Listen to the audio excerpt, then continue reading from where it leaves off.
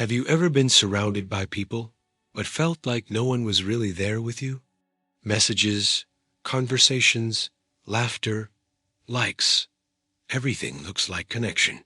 But deep inside, there is still an emptiness. Maybe the deepest kind of loneliness is not being physically alone, but being in the middle of many people and still not feeling seen. Philosophers from both the West and the East have thought about this. Friendship, authenticity, suffering, belonging, and meaning. So the question remains, why are we surrounded by so many people, and yet still feel so alone? For Aristotle, one of the greatest human illusions is confusing presence with connection. Being surrounded by people, talking every day, receiving messages, being remembered in groups, or taking part in crowded places does not necessarily mean you are truly accompanied. There is a deep difference between having people around you and having someone who truly wants what is good for you. And when that difference is ignored, social life can turn into a quiet form of loneliness. In Nicomachean Ethics, Aristotle dedicates an important part of his thought to friendship, because he understands that friendship is not just a pleasant detail of life, but a fundamental need for human happiness. For him, no one would choose to live without friends, even if they had every other good thing. This idea is powerful because it shows that true friendship is not a luxury, a distraction, or entertainment. It is part of building a good life. But Aristotle does not treat every relationship as friendship on the same level. He distinguishes three main kinds of friendship: friendship based on usefulness, friendship based on pleasure, and friendship based on virtue. Friendship based on usefulness happens when two people come together because one offers something to the other. It may be help, advantage, connections, opportunity, status, money, influence, or convenience. As long as that exchange works, the relationship continues. But when the usefulness ends, the bond becomes weaker. This kind of relationship is not necessarily fake or bad, but it is limited. The problem begins when someone believes they are being loved, when in reality, they are only being useful. Friendship based on pleasure is born when the relationship exists because the other person's presence entertains, distracts, or satisfies some temporary emotional need. These are people who enjoy being together because they laugh, talk, go out, share interests, or live pleasant moments together. There is nothing wrong with this either. Pleasure is part of life. But for Aristotle, this kind of friendship can also be unstable because it depends on how enjoyable that connection can use to be. When the phase changes, when the mood changes, when the interest fades, many of these relationships disappear. And then there is the highest form of friendship based on virtue. This is the friendship in which one person wants what is good for the other, not because of what they receive, not because of what they gain, not because of the pleasure they feel, but because they recognize value in the other person. It is a relationship built on character, admiration, respect, and goodness. Aristotle says that perfect friendship happens between good people similar in virtue, who wish each other well because of who they are. This is where the theme of loneliness becomes deeper, because a person may have hundreds of contacts, many acquaintances, many coworkers, many conversations, and still not have one true friendship.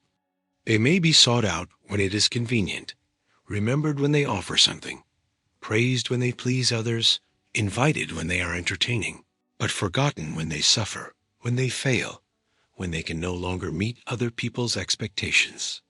This is one of the most painful forms of loneliness, realizing that you are not alone because there are no people around you, but because there is no depth. The pain does not come only from silence. Sometimes it comes from too many voices that are not truly listening. It comes from conversations that never go beyond the surface. It comes from relationships where everyone seems close, but no one truly cares enough to see what is happening inside. Aristotle helps us understand that the number of relationships does not replace the quality of the bond. Modern life often values numbers. Number of followers, number of messages, number of likes, number of people around us. But the human soul does not feed on numbers. It needs presence, trust, loyalty, and recognition. It needs someone who is not there only when things are easy, beautiful, or useful. True friendship, in the Aristotelian sense, takes time.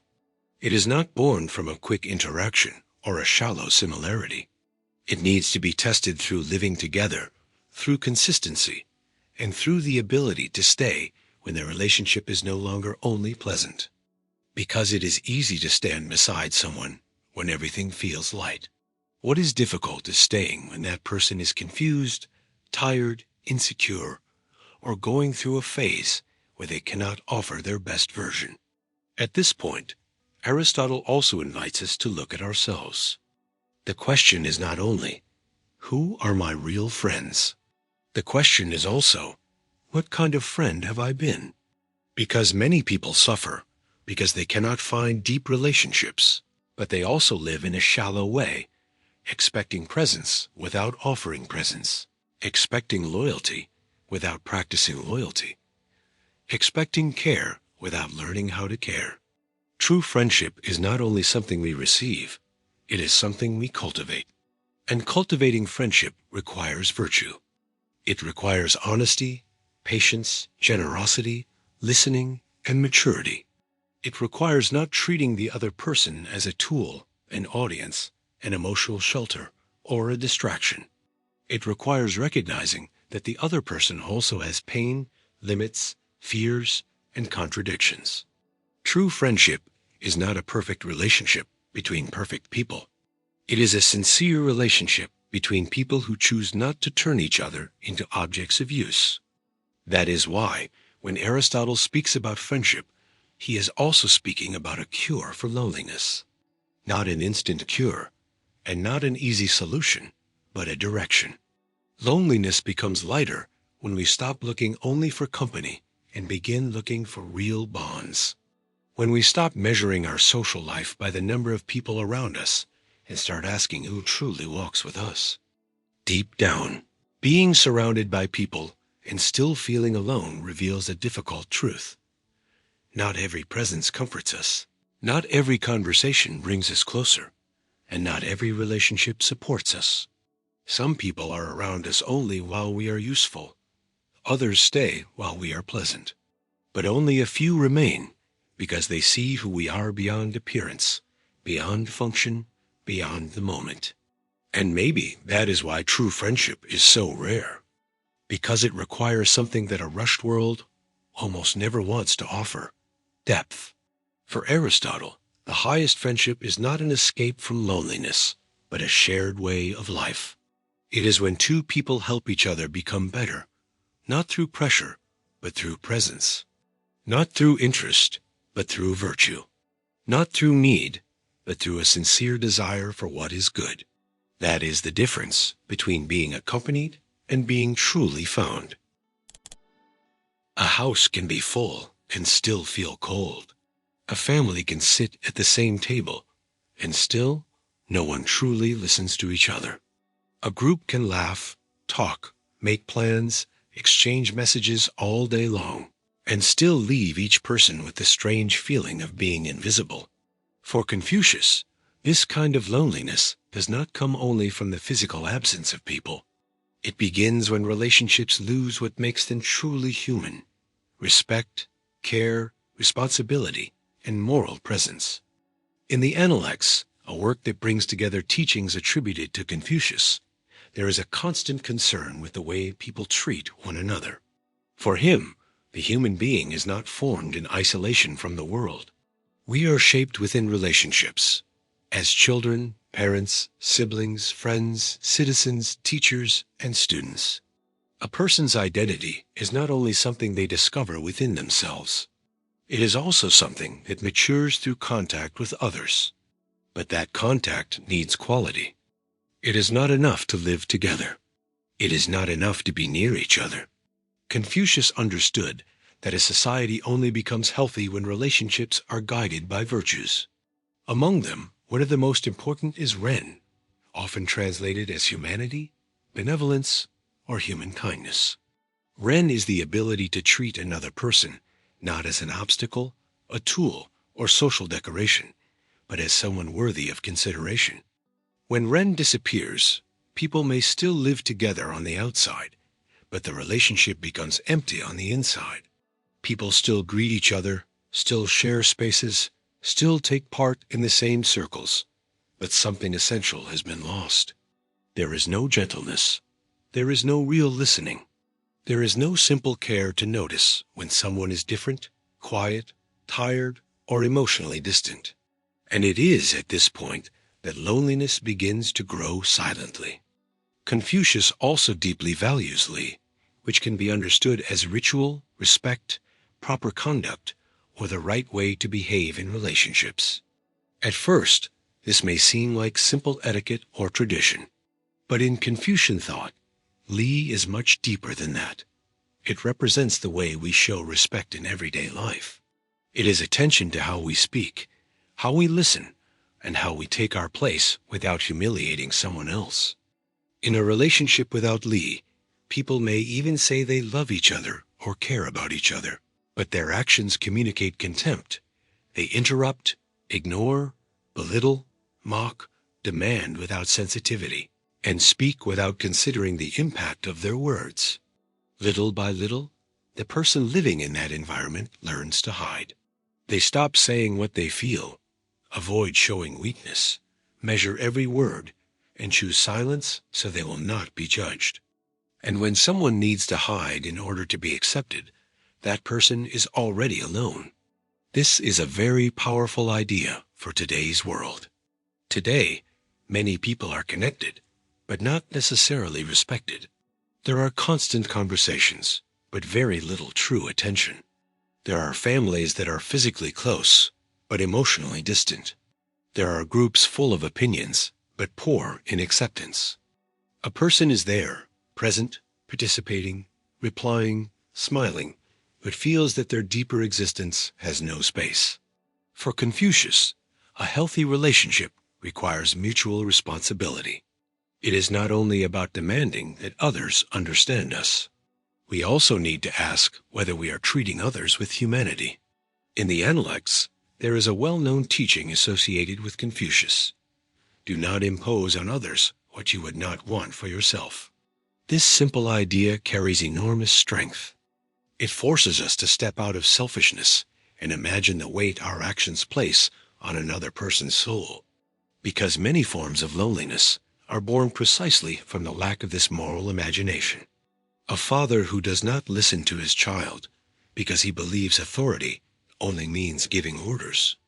A friend who only reaches out when they need to vent, but never asks how the other person is doing. Someone who demands attention, but offers indifference.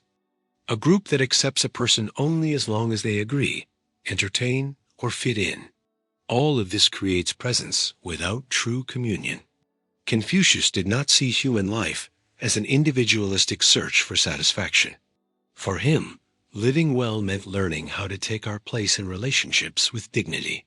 This begins with small actions, the way we answer, the way we correct someone, the way we treat those who have nothing to offer us, the way we care for the elderly, the young, friends, family members, and even those we disagree with. Loneliness, in this sense, is not only an emotional pain, it can also be a sign of disorder in relationships.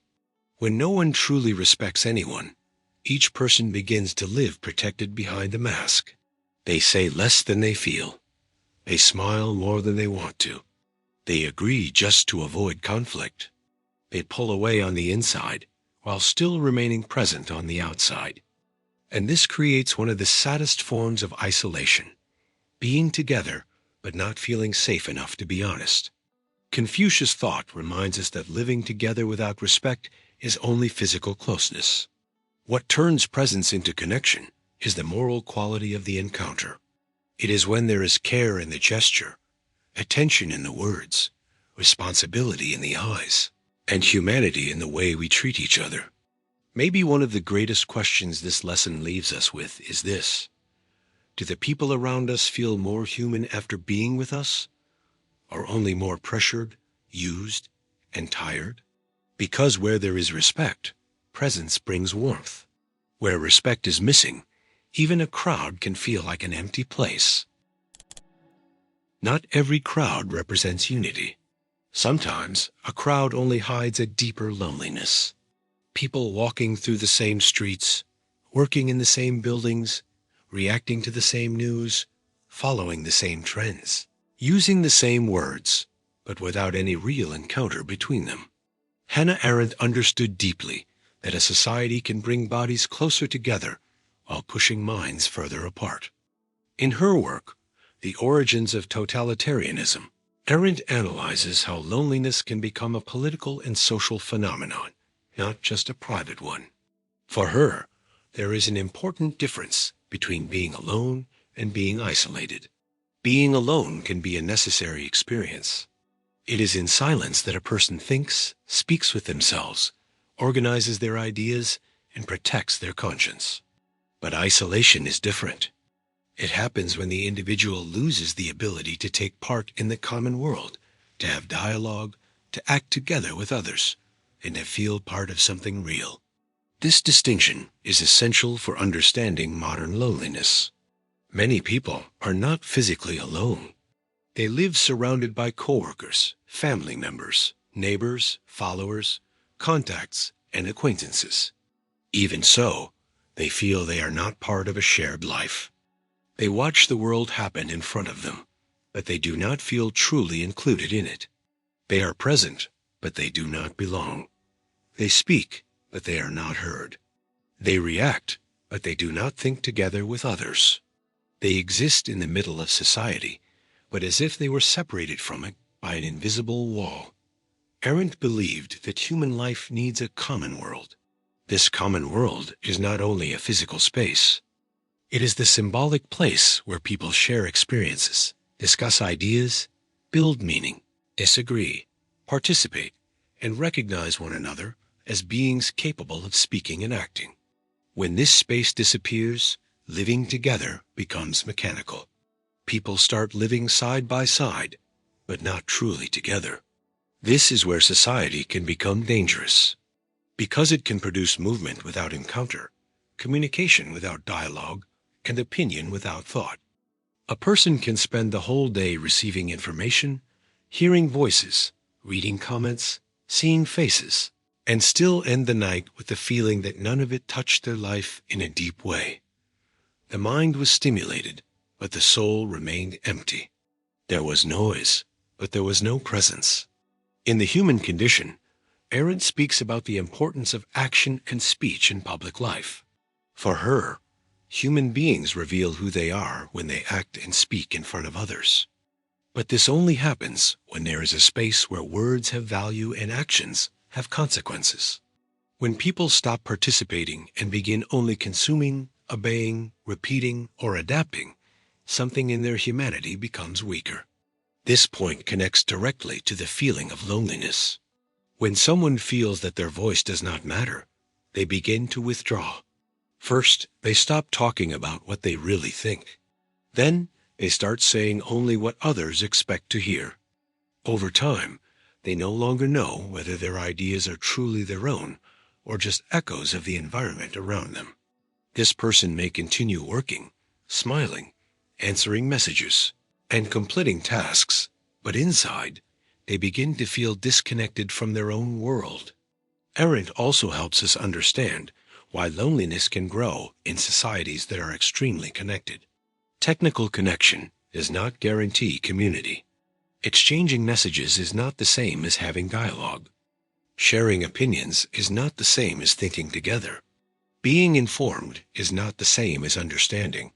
And following the crowd is not the same as taking part in a collective life with awareness. When true dialogue disappears, people stop meeting each other as individuals and begin meeting each other as functions.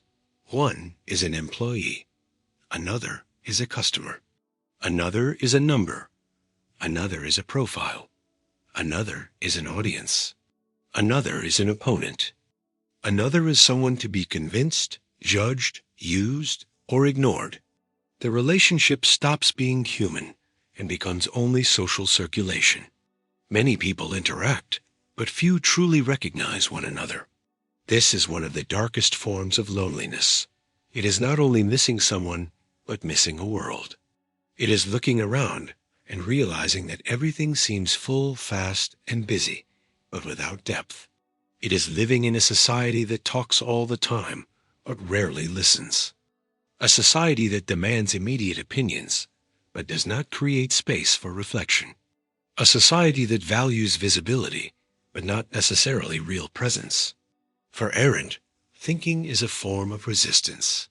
In The Life of the Mind, she shows that thought keeps us from being automatically carried away by the ready-made ideas of our time. Whoever thinks speaks with themselves. Whoever thinks does not accept every phrase, just because it has been repeated many times. Whoever thinks protects an inner life that cannot be completely dominated by the crowd. But thinking alone is not enough. Human life also needs participation. Loneliness becomes harder when a person cannot find a place where their words are received with seriousness. That is why Arendt reminds us that a healthy society needs to protect spaces for real conversation, places where people can disagree without being destroyed, speak without being reduced to labels, and act without being swallowed by indifference. Hannah Arendt's lesson is especially important because it shows that loneliness is not only an individual problem. Not everything can be solved by telling someone to go out more, meet people, or be more social. Sometimes the problem is not the lack of people, but the lack of a shared world. There is a lack of dialogue, a lack of listening, a lack of participation, a lack of a space where the individual feels that their existence has weight and presence. A society can gather thousands of people in the same place and still leave them deeply separated. It can create groups, networks, institutions, events, and apparent communities, and still produce individuals who are isolated inside. Because being together requires more than closeness. It requires recognition. In Arendt's thought, true companionship is born when there is a common world between us. A space where words still matter, where experience can be shared, where thought is not suffocated, and where the presence of another person is not just noise, but the possibility of a real encounter. When this disappears, the crowd stops being a community and becomes only a collection of lonely people walking in the same direction.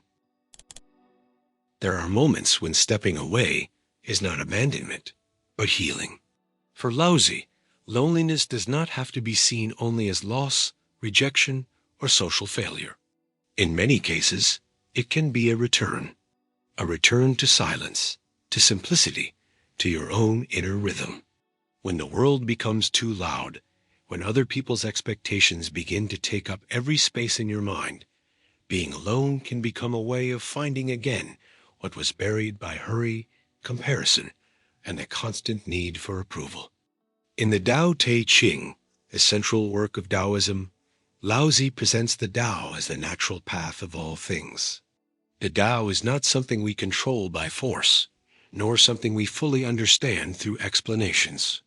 It is the deep flow of life, the quiet order that supports the world before words, names, and human ambitions. In this sense, living well does not mean controlling everything, pleasing everyone, or winning every social battle. Living well means learning to return to the natural path, to a less artificial way of existing, more aligned with your own essence. This idea completely changes the way we look at loneliness. In everyday life, many people are afraid of being alone because they confuse silence with emptiness. They surround themselves with conversations, notifications, commitments, and distractions so they do not have to face what exists inside. But for Laozi, too much movement can separate us from ourselves. The more we try to keep up with the rhythm of the world, the more we risk losing our own center. Loneliness, when lived with awareness, can interrupt that cycle. For a moment, it removes us from the obligation to play a role. Alone, you do not need to seem interesting. You do not need to prove your worth. You do not need to answer immediately. You do not need to compete for anyone's attention. There is a deep freedom in that. A person begins to realize that part of their exhaustion does not come only from life itself, but from the constant effort to shape themselves according to outside expectations. Laozi teaches the importance of simplicity. In the Tao Te Ching, he often criticizes excess, too much desire, too much ambition, too much control, too many words. Anything that becomes excessive ends up pulling us away from harmony. And this also applies to social life. Always being surrounded by people may look like a sign of success, but it can become noise when those relationships require you to abandon your own nature. Many people feel lonely not because they are physically isolated, but because they live far away from themselves. They are present at gatherings, but absent inside. They laugh when they do not want to laugh. They agree when they would rather question. They follow paths they did not choose, just so they will not disappoint others. Little by little, a strange kind of loneliness begins to appear. Not the loneliness of having no one, but the loneliness of not being able to be whole anywhere. This is where Laozi becomes deeply relevant today. He does not invite us to hate the world or reject all relationships. What he suggests is a return to what is essential. A step away from excess so we can see what truly has value. Sometimes we need to leave the crowd for a while to discover whether we are still walking by our own will or simply being carried by the flow of others. Another important concept connected to Laozi's thought is Wu Wei, often understood as non-action or action without forced effort. This does not mean passivity or laziness. It means acting according to the natural rhythm of things without violence against yourself or against life. In relation to loneliness, this idea is powerful. Not every absence needs to be filled immediately. Not every silence needs to be broken. Not every period of withdrawal needs to be treated as a problem.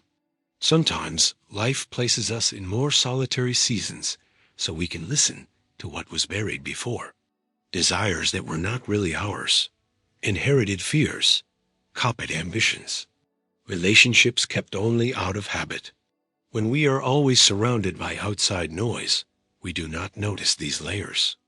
But when silence arrives, it reveals them. And what it reveals may hurt, but it can also set us free. For Laozi, nature teaches without shouting. Water, for example, is a very present image in Taoism. It does not compete, does not show off, does not force its way forward in a rigid manner, yet it still transforms everything through its quiet persistence. The person who learns from water stops fighting against everything and begins to flow with more wisdom. Loneliness can play that same role, softening what has become hard inside us, dissolving masks, and returning flexibility to the soul. But there is an important difference between solitude and destructive isolation. Solitude brings you closer to yourself. Destructive isolation makes you abandon yourself. Solitude brings clarity. Isolation feeds resentment. Solitude allows inner rest. Isolation makes a person close themselves off from life. Laozi is not defending a bitter escape from the world, but a kind of withdrawal that restores us. That is why being alone can be a return to your own path, when that loneliness does not come from contempt for life, but from the need to find balance again. It is the moment when a person stops living only to match the gaze of others and begins to ask honestly, what in me is still true? What do I do only because I am afraid of not being accepted? What path would I follow if I were not trying to please the crowd? These questions do not need immediate answers. In the spirit of Laozi, some answers mature in silence. They appear when the mind stops rushing, when the heart stops defending itself, when the person stops forcing an identity that no longer fits their life.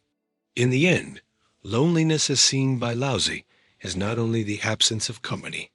It can be a sacred space of return, a place where excess loses its power, where the noise dissolves, and where a person begins to hear again the quiet movement of their own soul.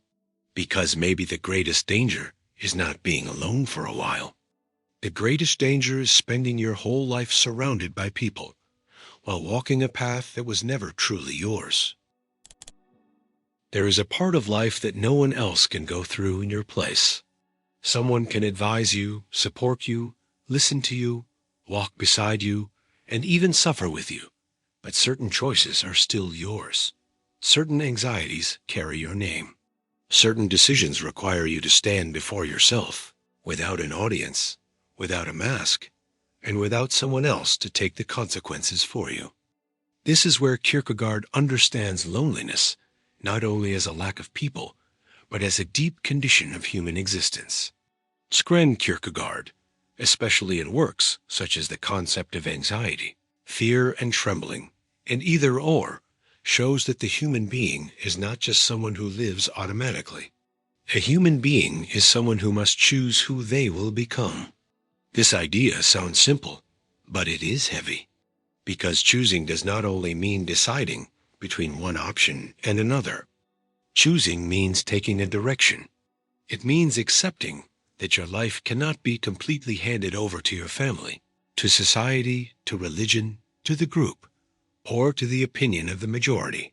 That is why, even when we are surrounded by people, we still stand alone before the most decisive questions. No one can love for you. No one can believe for you. No one can mature for you. No one can face your guilt, your doubt, your fear, or your responsibility in your place. People can influence you, but they cannot exist on your behalf. This is one of the most uncomfortable truths in Kierkegaard's thought. Existence is individual. Kierkegaard strongly criticizes a life lived only as social repetition. For him, many people hide in the crowd to escape the weight of being themselves. It is easier to follow what everyone does, want what everyone wants, laugh at what everyone laughs at, and choose what everyone approves of. The crowd offers a kind of emotional shelter. Inside it, the individual feels they do not have to answer for themselves. If everyone thinks this way, then maybe they do not have to think. If everyone lives this way, then maybe they do not have to choose. But this shelter comes at a high price. Little by little, the person stops listening to their own inner life. They may always be accompanied, always included, always involved in conversations and commitments, but inside, they feel that something is missing. Not because they have no people around them, but because they have lost their connection with their own truth. Kierkegaard would say that this person is running away from themselves. In The Concept of Anxiety, Kierkegaard treats anxiety as something connected to freedom. Anxiety appears because the human being realizes that they can choose. Unlike fear, which usually has a clear object, anxiety is deeper and more undefined. It is born in the face of possibilities. What should I do? Who should I become? What kind of life am I building? What happens if I choose wrong? These questions do not disappear just because we are surrounded by people. In fact, they often become stronger when we realize that no one can answer them for us. This loneliness before choice can be frightening, but it is also a sign of our greatness. If no one can live your existence for you, that means your life carries a unique responsibility. You are not just a repeated piece within the crowd. You are someone called to answer for your own soul, your own path, and your own way of existing. Loneliness, in this sense, is not only pain, it is also proof of individuality. In Fear and Trembling, Kierkegaard reflects on the story of Abraham and uses this narrative to think about faith, decision, and loneliness. Without reducing it to a simple reading, the central point is that some experiences place the individual before a responsibility that the crowd cannot understand. There are moments when a person must walk without outside guarantees, without applause, without general approval. This reveals a deep spiritual loneliness, the loneliness of someone who must decide before the absolute. In ordinary life, this experience appears in less dramatic, but equally real ways. When someone needs to break away from a life that no longer makes sense. When they need to admit they chose a path only to please others. When they need to face a truth they have been avoiding. When they need to abandon a version of themselves that seemed safe but was false. In those moments, advice helps, but it does not replace the decision. Affection brings comfort, but it does not remove responsibility. Kierkegaard also helps us understand why some people feel alone even in crowded places. Because the deepest loneliness is not being without company. It is being unable to be truthful before your own existence.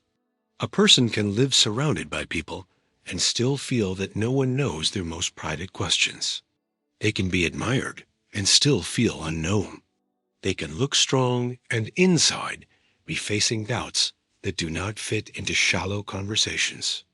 That is why Kierkegaard's philosophy does not invite us to run away from relationships, but to stop using relationships as hiding places. The other person can be presence, support, and love, but they cannot replace the encounter with yourself. There is an inner honesty that must be faced in silence. And often, it is in that silence that a person discovers their loneliness is not a sign of failure, but of depth. The phrase associated with Kierkegaard's thought, "subjectivity is truth," points exactly to this. Existential truth is not only something understood from the outside, like a beautiful theory. It is something that must be lived, accepted, and embodied.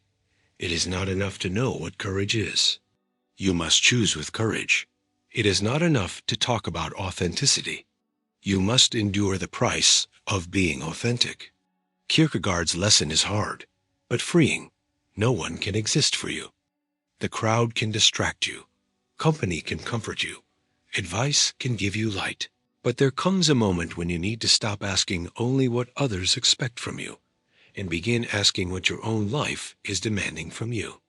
Because being surrounded by people can ease loneliness for a few hours, but only an existence lived with truth can keep you from losing yourself.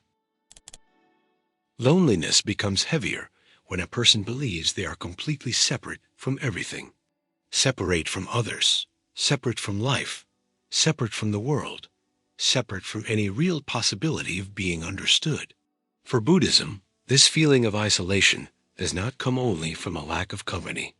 It comes from a distorted perception of existence, the idea that we are closed off, independent individuals isolated inside our own pain, as if nothing truly connects us to other beings.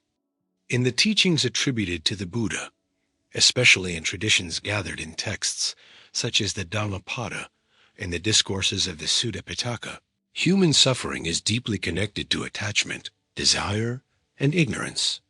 This ignorance does not mean a lack of intelligence. It means not seeing reality as it is. And one of the greatest forms of this ignorance is believing that we have a solid, fixed, separate, and permanent self, always trying to control the world in order to feel safe.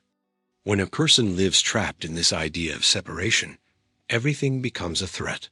The other person becomes someone who can reject, abandon, compare, hurt, or disappoint.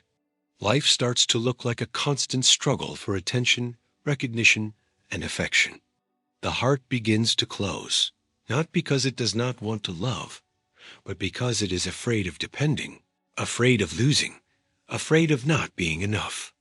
And so loneliness becomes deeper, not only because relationships are missing, but because the person can no longer trust the connection that already exists between all things. Buddhism teaches the idea of interdependence, also known as dependent origination. Nothing exists alone, by itself, in isolation.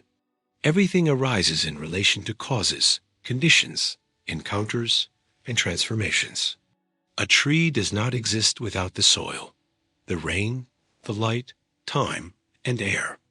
A person does not exist without their parents, their culture, their food, their language, their memories, their encounters, their losses, and even their wounds.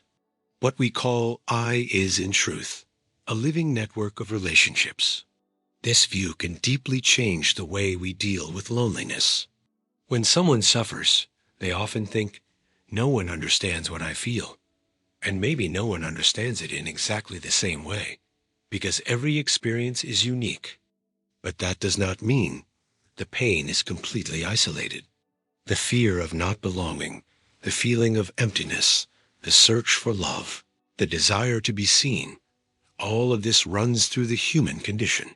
Suffering may feel personal, but it also reveals something shared. In the Dhammapada, there is a well-known idea. The mind comes before all states. In other words, the way we perceive reality directly influences the way we suffer or find peace.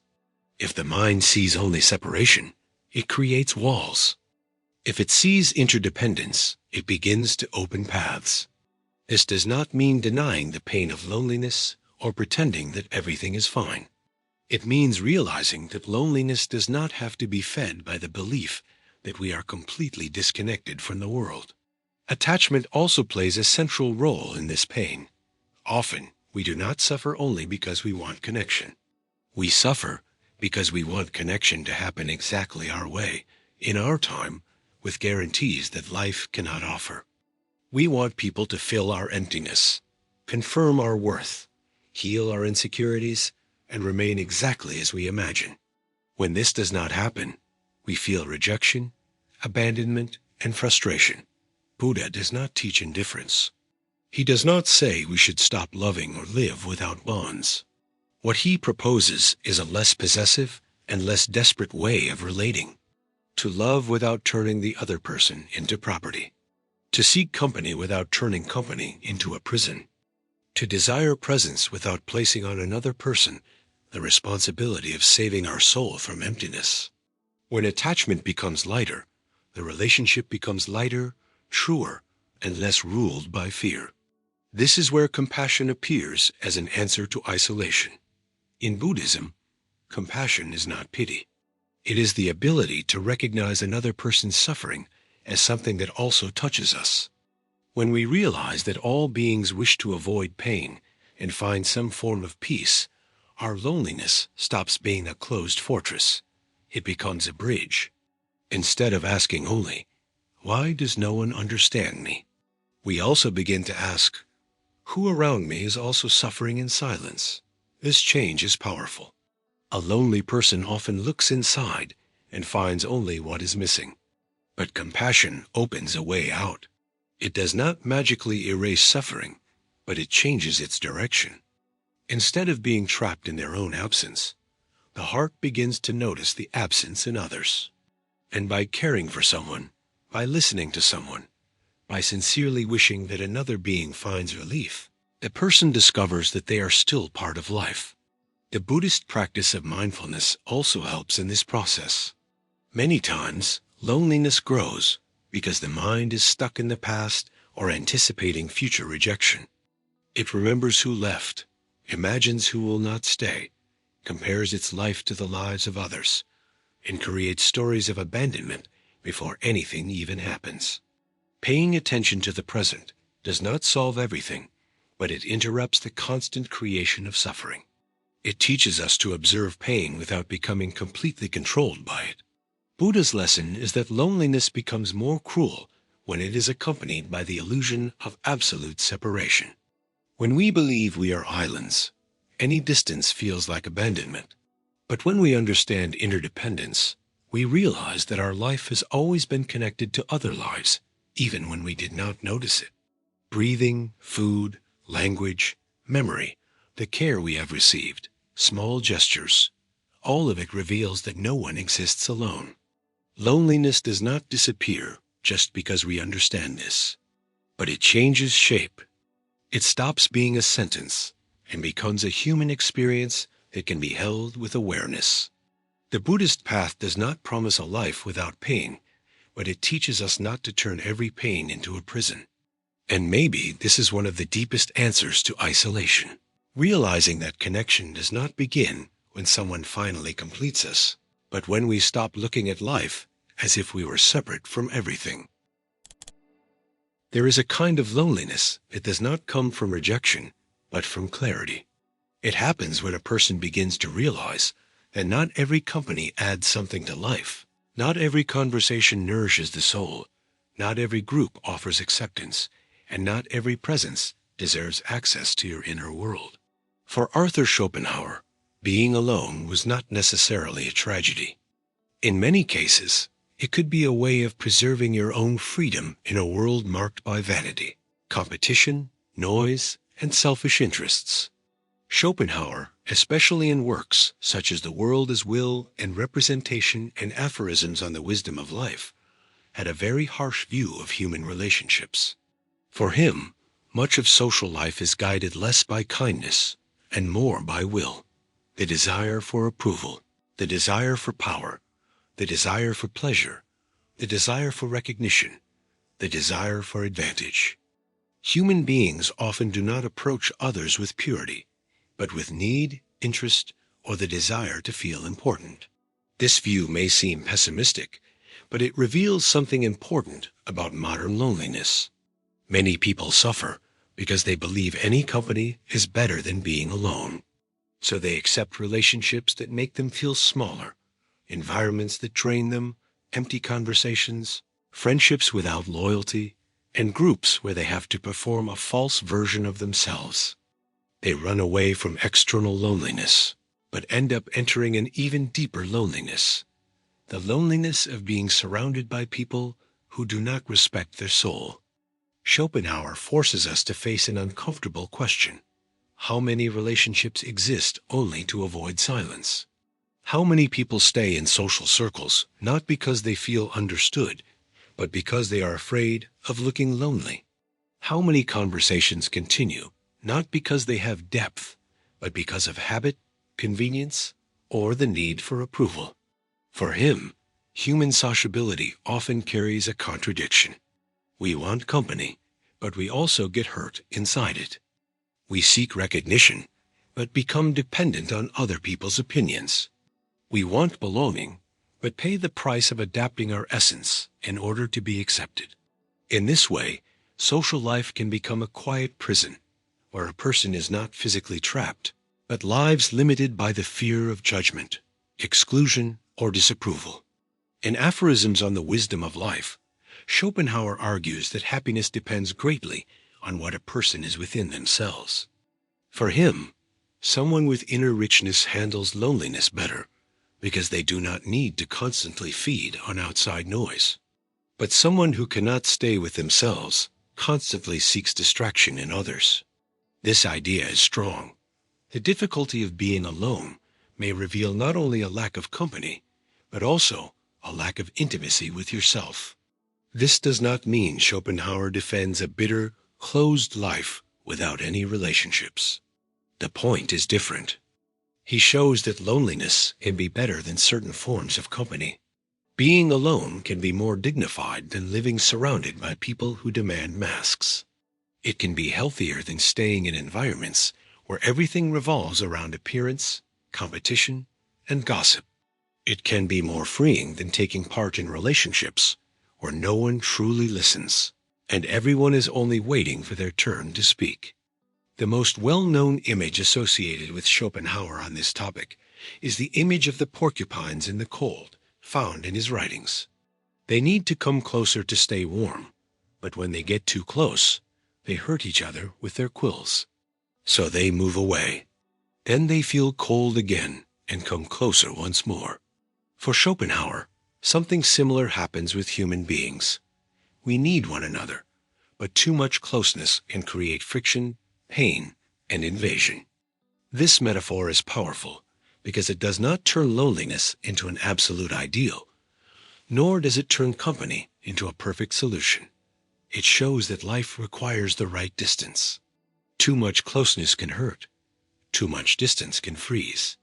Wisdom is found in discovering the right measure, being with others without losing yourself, loving without erasing yourself, participating without handing your inner peace over to just any environment. Loneliness, in this sense, can work as protection against superficiality. It offers a space where a person can breathe again without needing to please anyone, a place where they do not need to compete, explain every choice, laugh at things they do not find funny, or pretend to care about conversations that make their spirit poorer. Alone, the person finds their own voice again, without the constant interference of other people's opinions. But this kind of loneliness requires maturity. It is not about despising everyone or seeing yourself as superior to the world. That is a real danger. Someone who turns loneliness into pride can end up trapped in resentment. Healthy loneliness does not come from hatred of people, but from respect for your own inner life. It does not say, "No one is worth anything." It says, "Not every place deserves my whole presence." Schopenhauer also helps us understand why empty relationships are so exhausting. They demand energy, but offer no depth. They create movement, but no meaning. A person leaves certain gatherings feeling emptier than when they arrived, because they spent hours playing a role, measuring their words, listening to vanity, and taking part in social games that do not touch anything essential. It is a kind of company that does not heal loneliness. It only hides it for a while. That is why being alone can be a form of hygiene for the soul, a necessary distance so we do not absorb all the noise of the world. In silence, a person thinks better, sees better, and chooses better. They discover which relationships truly have value and which ones exist only out of habit. They learn that presence without respect is a burden, that popularity without intimacy is an illusion, and that having many contacts does not mean having deep bonds. Schopenhauer's lesson is not that we should run away from everyone, but that we should stop treating any company as salvation. There are people who bring light into our lives, but there are environments that drain our strength. There are friendships that expand our humanity, but there are relationships that reduce us to appearance, function, or usefulness. Knowing the difference is a form of wisdom. Maybe, for Schopenhauer, true freedom begins when a person loses the fear of being alone, because someone who fears loneliness too much accepts any presence. And someone who accepts any presence ends up giving their peace to relationships that do not deserve that power. Being alone sometimes is not a sign of abandonment. It is an act of inner defense. It is the quiet choice not to trade depth for noise or dignity for empty belonging.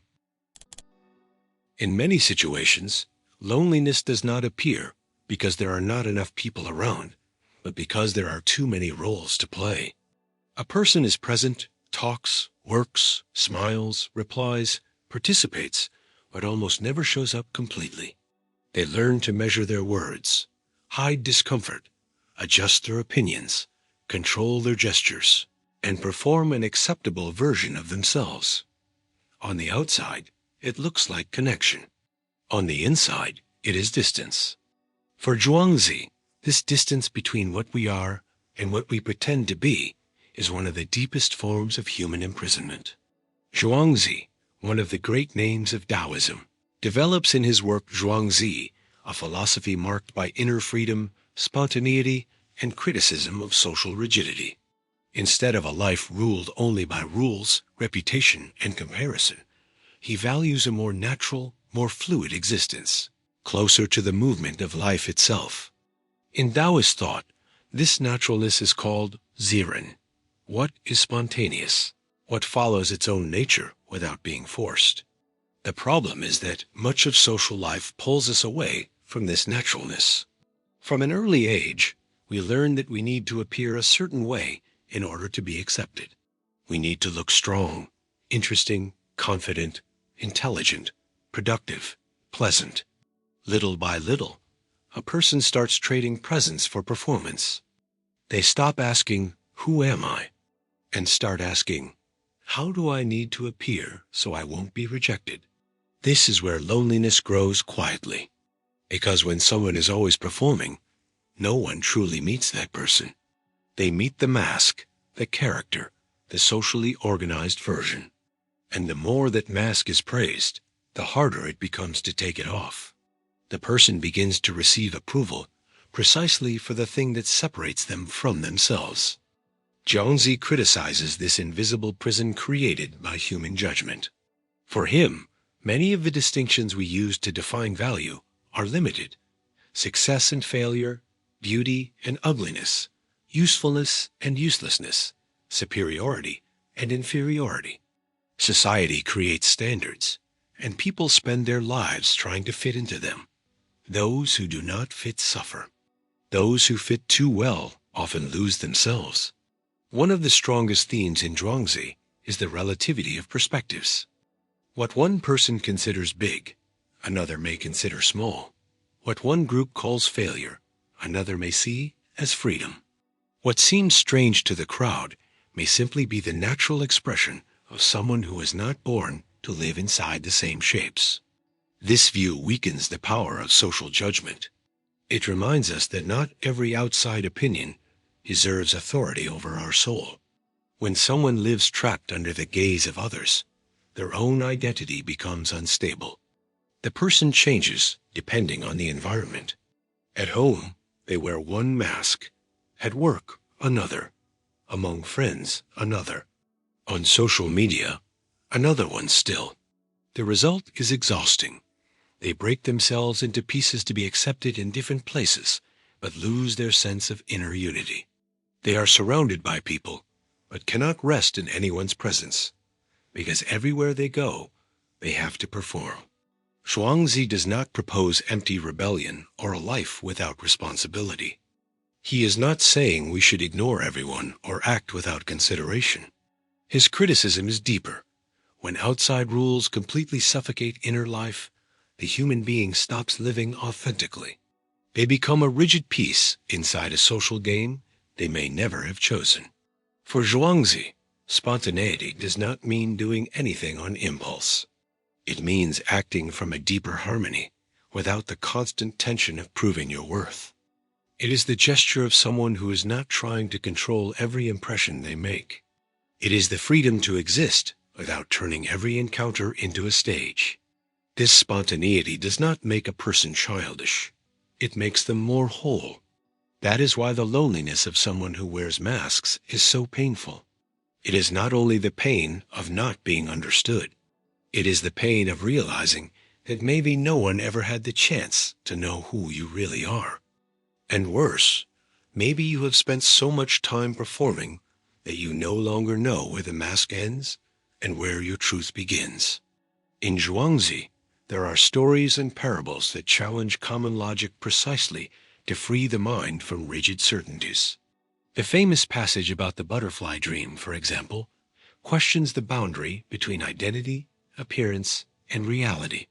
The point is not to create confusion, but to show that what we call the self may be less fixed than we imagine. If identity is already such a mystery, why let it be defined only by society's expectations? This question is essential for anyone who feels alone in the middle of many people. Maybe the issue is not simply finding more people. Maybe it is finding spaces where you do not have to pretend so much. True relationships can only be born when there is some degree of freedom to be vulnerable, contradictory, simple, quiet, different. Where only characters are accepted, there is no real intimacy. Zhuangzi's lesson leads us toward a lighter way of existing. He invites us to loosen some of our rigidity, reduce our obsession with approval, and question the social standards that promise value but deliver exhaustion. The more a person tries to fit into every expectation, the farther they may drift from their own path. Loneliness begins to change when we stop living only to be accepted and start recovering the courage to exist with more truth. Not an aggressive, arrogant truth, and not a truth that is indifferent to others, but a simple truth, not completely abandoning your own nature just to fit into places that only welcome masks. Because being surrounded by people may look like belonging, but if you have to disappear in order to stay there, maybe that place was never truly yours. There is a prison that has no bars, but it changes the way a person breathes, speaks, dresses, smiles, and even thinks. This prison begins when the gaze of others gains more power over us than our own awareness. For Jean-Paul Sartre, the other person is not only someone standing beside us. The other is also the one who observes us, interprets us, judges us, and often turns us into something smaller than we truly are. In Being and Nothingness, Sartre develops one of the strongest reflections in existentialist philosophy, the experience of the gaze. When we realize we are being seen, something changes. Before, we were simply living in action. After that, we begin to see ourselves as an object in someone else's world. The gesture that was spontaneous becomes calculated. The speech that was natural becomes measured. The presence that was free begins to bend under the fear of being interpreted. Sartre shows this very clearly. The gaze of another person can pull us away from our inner freedom and place us inside an image. Suddenly, we stop feeling like a living consciousness, full of possibilities, contradictions, and depth, and we begin to feel reduced to an impression. The shy one, the weak one, the strange one, the arrogant one, the failure, the funny one, the smart one, the problematic one, the strong one, the successful one. The gaze of others creates labels, and many people spend their lives trying to prove those labels wrong, or desperately trying to maintain them. This is where loneliness becomes more cruel. The person is not alone because no one is nearby. On the contrary, there are too many people watching, evaluating, commenting, expecting something. But precisely because of that, the person feels isolated, because being seen is not the same as being understood. Many times, the more observed a person feels, the less free they become to reveal their truth. In No Exit, Sartre wrote the famous line, "Hell is other people," but this phrase is often misunderstood. Sartre is not simply saying that people are bad or that we should live far away from everyone. What he shows is that hell begins when we become trapped in another person's judgment, when our identity starts depending completely on how we are seen. The other person becomes hell when their opinion becomes our prison.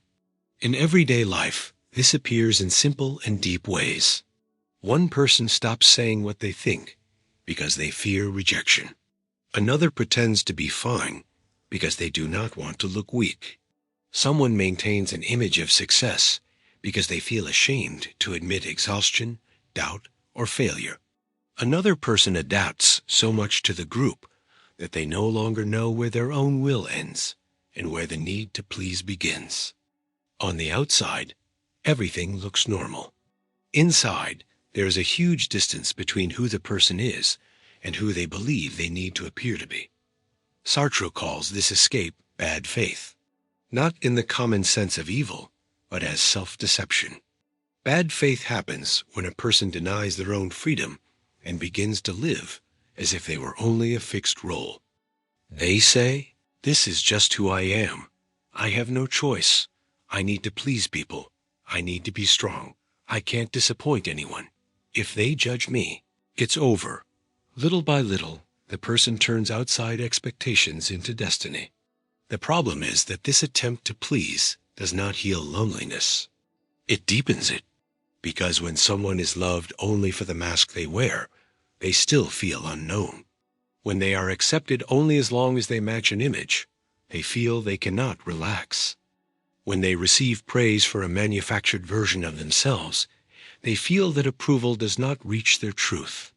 In this way, the presence of others stops being shelter and becomes a stage. That stage is exhausting. On it, every gesture must be interpreted before it is lived. Every word passes through a filter. Every silence feels dangerous. The person begins to watch themselves as if they were always in front of an invisible audience. And a life lived under surveillance loses spontaneity, not because others are truly judging all the time, but because their gaze has been internalized. The person begins to carry the judge inside themselves. Sartre, however, does not remove responsibility from the individual. For him, even under the gaze of another person, we remain free. This freedom can be unsettling because it means we cannot fully blame others for the life we choose to perform. We can be influenced, pressured, hurt, and misunderstood, but we are still called to decide what to do with it. Authenticity begins when a person realizes, "I am not only what others think of me, This does not mean completely ignoring other people. Human beings live in relation to others. We need recognition, affection, listening, and presence. The problem begins when we turn recognition into total dependence. When we only feel real if someone approves of us. When we only feel valuable if someone confirms it. When we only allow ourselves to exist if the outside gaze gives us permission. Sartre's lesson is hard because it forces us to recover a part of the freedom we have handed over to other people's judgment.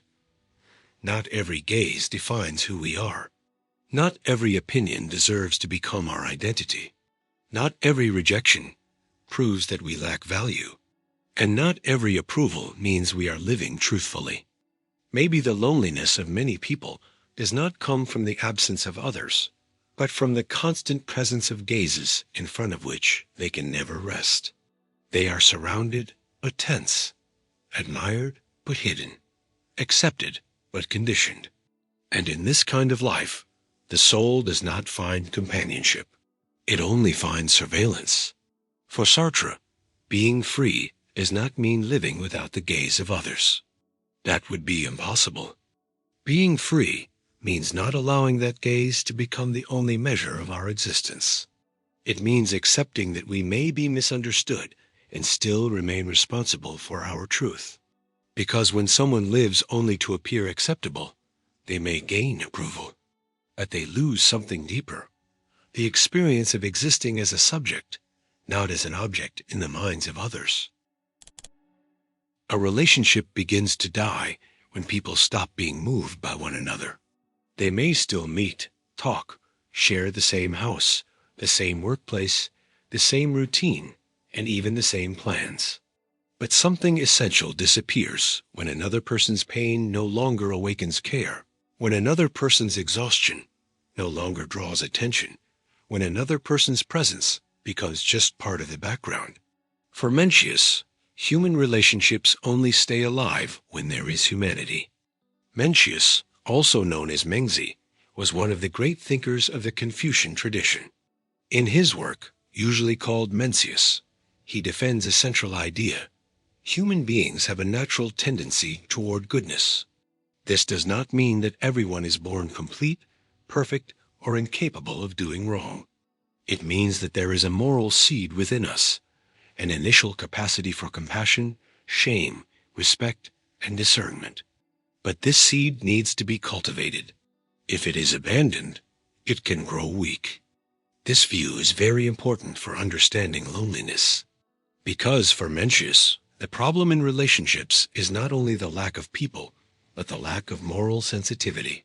A person can be surrounded by family members, coworkers, friends, and acquaintances.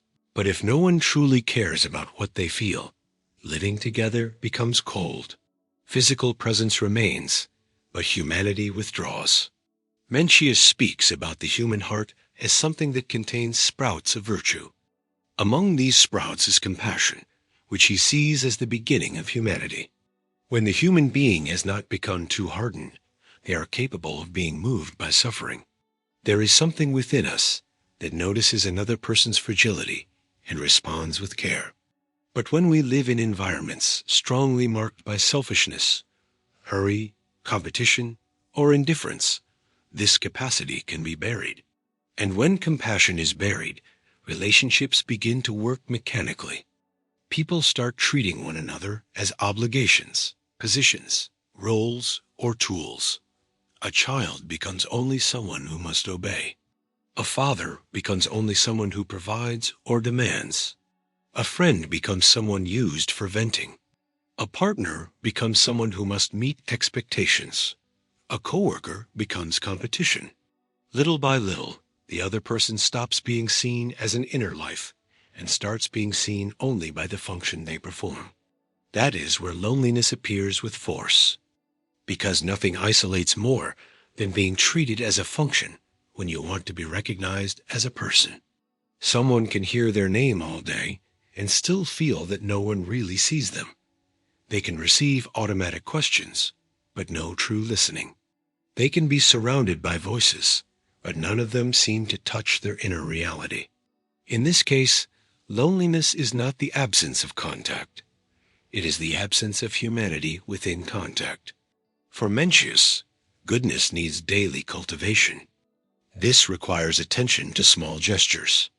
The way we speak to someone who is tired. The patience we have with someone's weakness. The ability to understand that not every silence is lack of interest. Sometimes it is pain.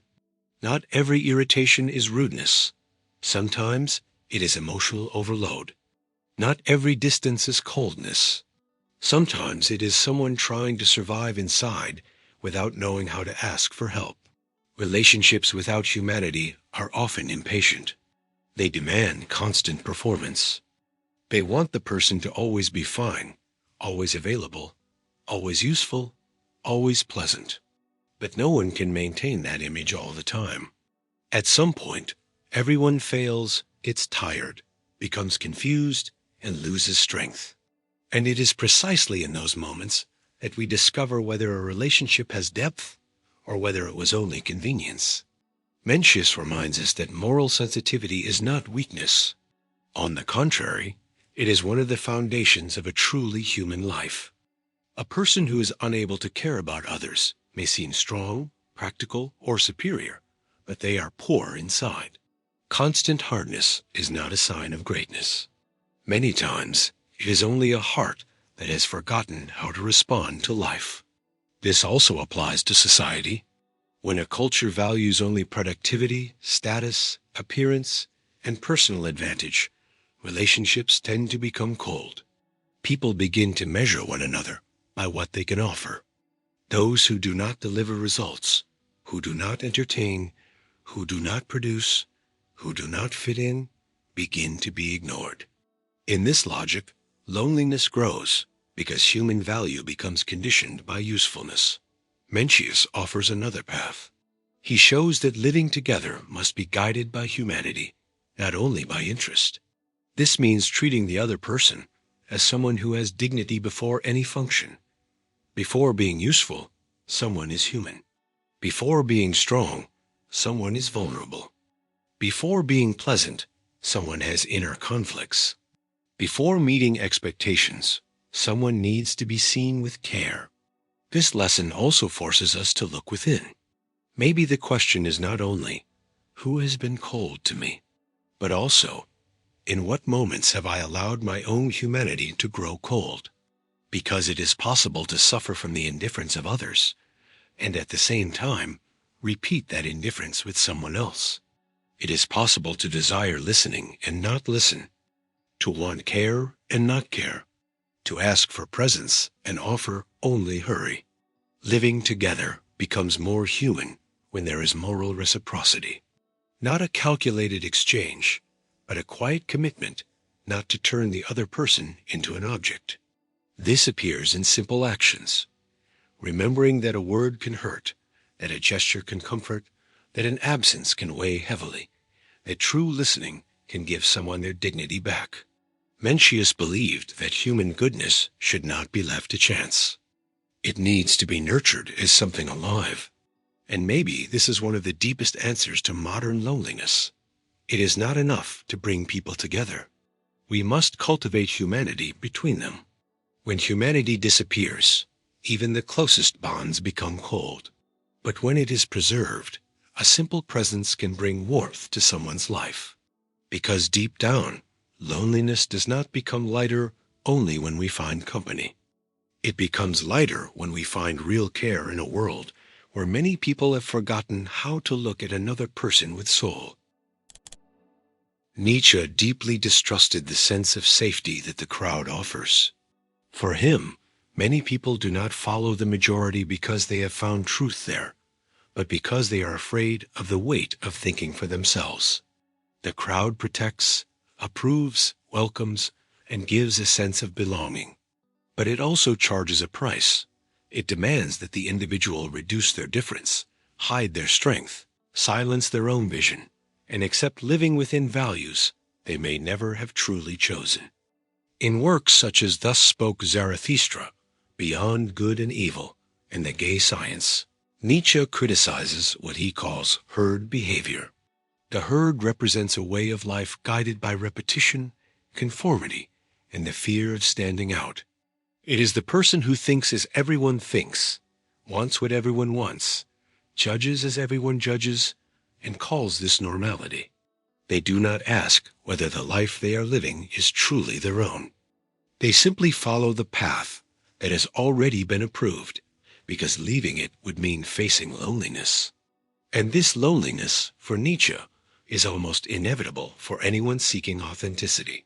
Someone who begins to think differently realizes that many conversations no longer have the same power. Certain repeated opinions begin to feel empty. Certain social values begin to feel small. Certain ambitions that everyone is chasing begin to feel insufficient. The person looks around and realizes that the problem is not being physically separated from others, but no longer being able to recognize themselves in the way most people live. This is a difficult kind of loneliness, because it does not necessarily come from direct rejection. Sometimes it comes from inner distance. You are in the same place, with the same people, listening to the same conversations, but something inside you can no longer return to the old way of belonging. Before, maybe it was enough to agree, laugh, follow along, and repeat. Now there is restlessness. A silent question. Is this really mine, or is it just something I learned to imitate? Nietzsche saw this restlessness as part of the birth of the free spirit. The free spirit is not someone who simply wants to be different in order to get attention. It is someone who has had the courage to question ready-made truths. Someone who has endured the loss of inherited certainties. Someone who has realized that living only to be accepted can be a slow way of disappearing. In Thus Spoke Zarathustra, Nietzsche presents the figure of Zarathustra as someone who comes down from the mountain to speak to people, but realizes that his message is not easily understood. This is symbolic. Those who see beyond the surface often do not find immediate acceptance. The crowd prefers speeches that confirm its beliefs, not ideas that force people to rethink their own lives. That is why someone who tries to speak from a deeper truth may seem strange, arrogant, dangerous, or simply impossible to understand. Loneliness, in this sense, can be the price of not abandoning your own individuality. Many people want to be authentic, but without losing approval. They want to be free, but without displeasing anyone. They want to follow their own path, but with guaranteed applause. Nietzsche shows that this rarely happens. Every real form of authenticity carries some kind of rupture. At some point, you disappoint expectations. At some point, you no longer fit into certain groups. At some point, you understand that being faithful to yourself can push away people who only accepted your obedient version. But Nietzsche also gives an important warning. Loneliness should not be confused with resentment. Being distant from the crowd does not mean hating people or feeling superior to everyone. That would only be another prison of the ego. The deepest Nietzschean loneliness is not bitterness. It is a space of creation. It is the place where the individual steps away from the collective noise in order to form their own values, strengthen their own vision, and learn to live without depending on constant approval. In the gay science, we find the idea of the spirit that must endure both the lightness and the danger of freedom. Being free is not only about getting rid of outside chains. It also means facing the emptiness that appears when the old answers no longer work. Most people prefer ready-made answers because they bring comfort. The authentic individual must pass through uncertainty. They must accept that there is no final manual telling them who they should be, how they should live, what they should desire, and which path they should follow. That is why the loneliness of someone who is different is not only pain, it can also be formation. It strengthens the way you see. It separates true desire from imitation. It shows which relationships can handle your truth and which ones depended on your submission. It reveals whether you truly wanted to live with freedom or only wanted a more elegant kind of approval.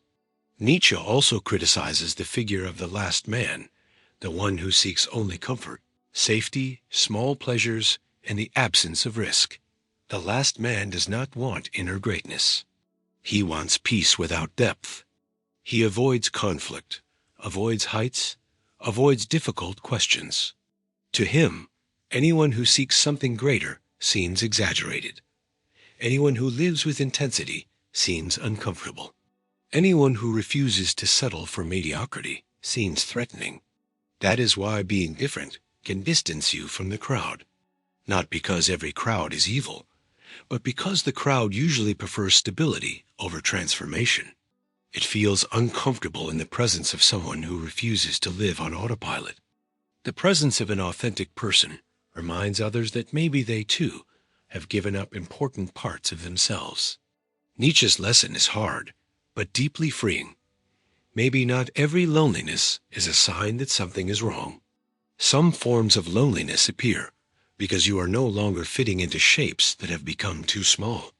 Some losses happen because your life has started demanding more truth than approval. Some distances appear because your individuality no longer accepts being traded for belonging. In the end, the Nietzschean question is not only, why am I alone? But what am I trying to preserve within myself when I refuse to follow the crowd? Because sometimes being alone is painful, but abandoning your own soul in order to be accepted can be an even greater loneliness. Nagarjuna leads us to a difficult but deeply freeing idea. Nothing exists in an isolated, fixed, and independent way. What we call I, my life, my pain, or my loneliness does not come from nowhere, and it does not remain separate from the world.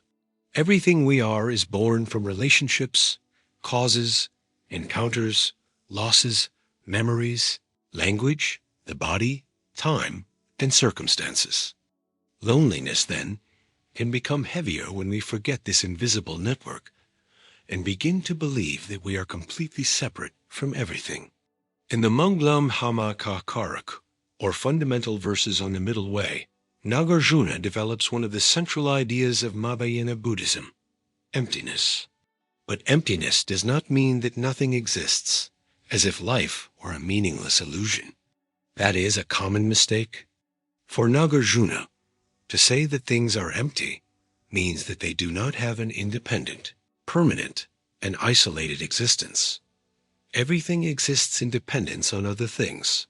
A person, for example, is not just a closed individual trapped inside themselves. They are shaped by their history, by those who cared for them, by those who hurt them, by the words they learned, by the places where they lived, by the beliefs they received, by the choices they made, and by the relationships that transformed them. Even what seems most private, like our thoughts, carries marks of the world. We think with words that came from others. We feel pain that was born from bonds. We desire things we learned to desire inside a culture. This changes the way we understand loneliness.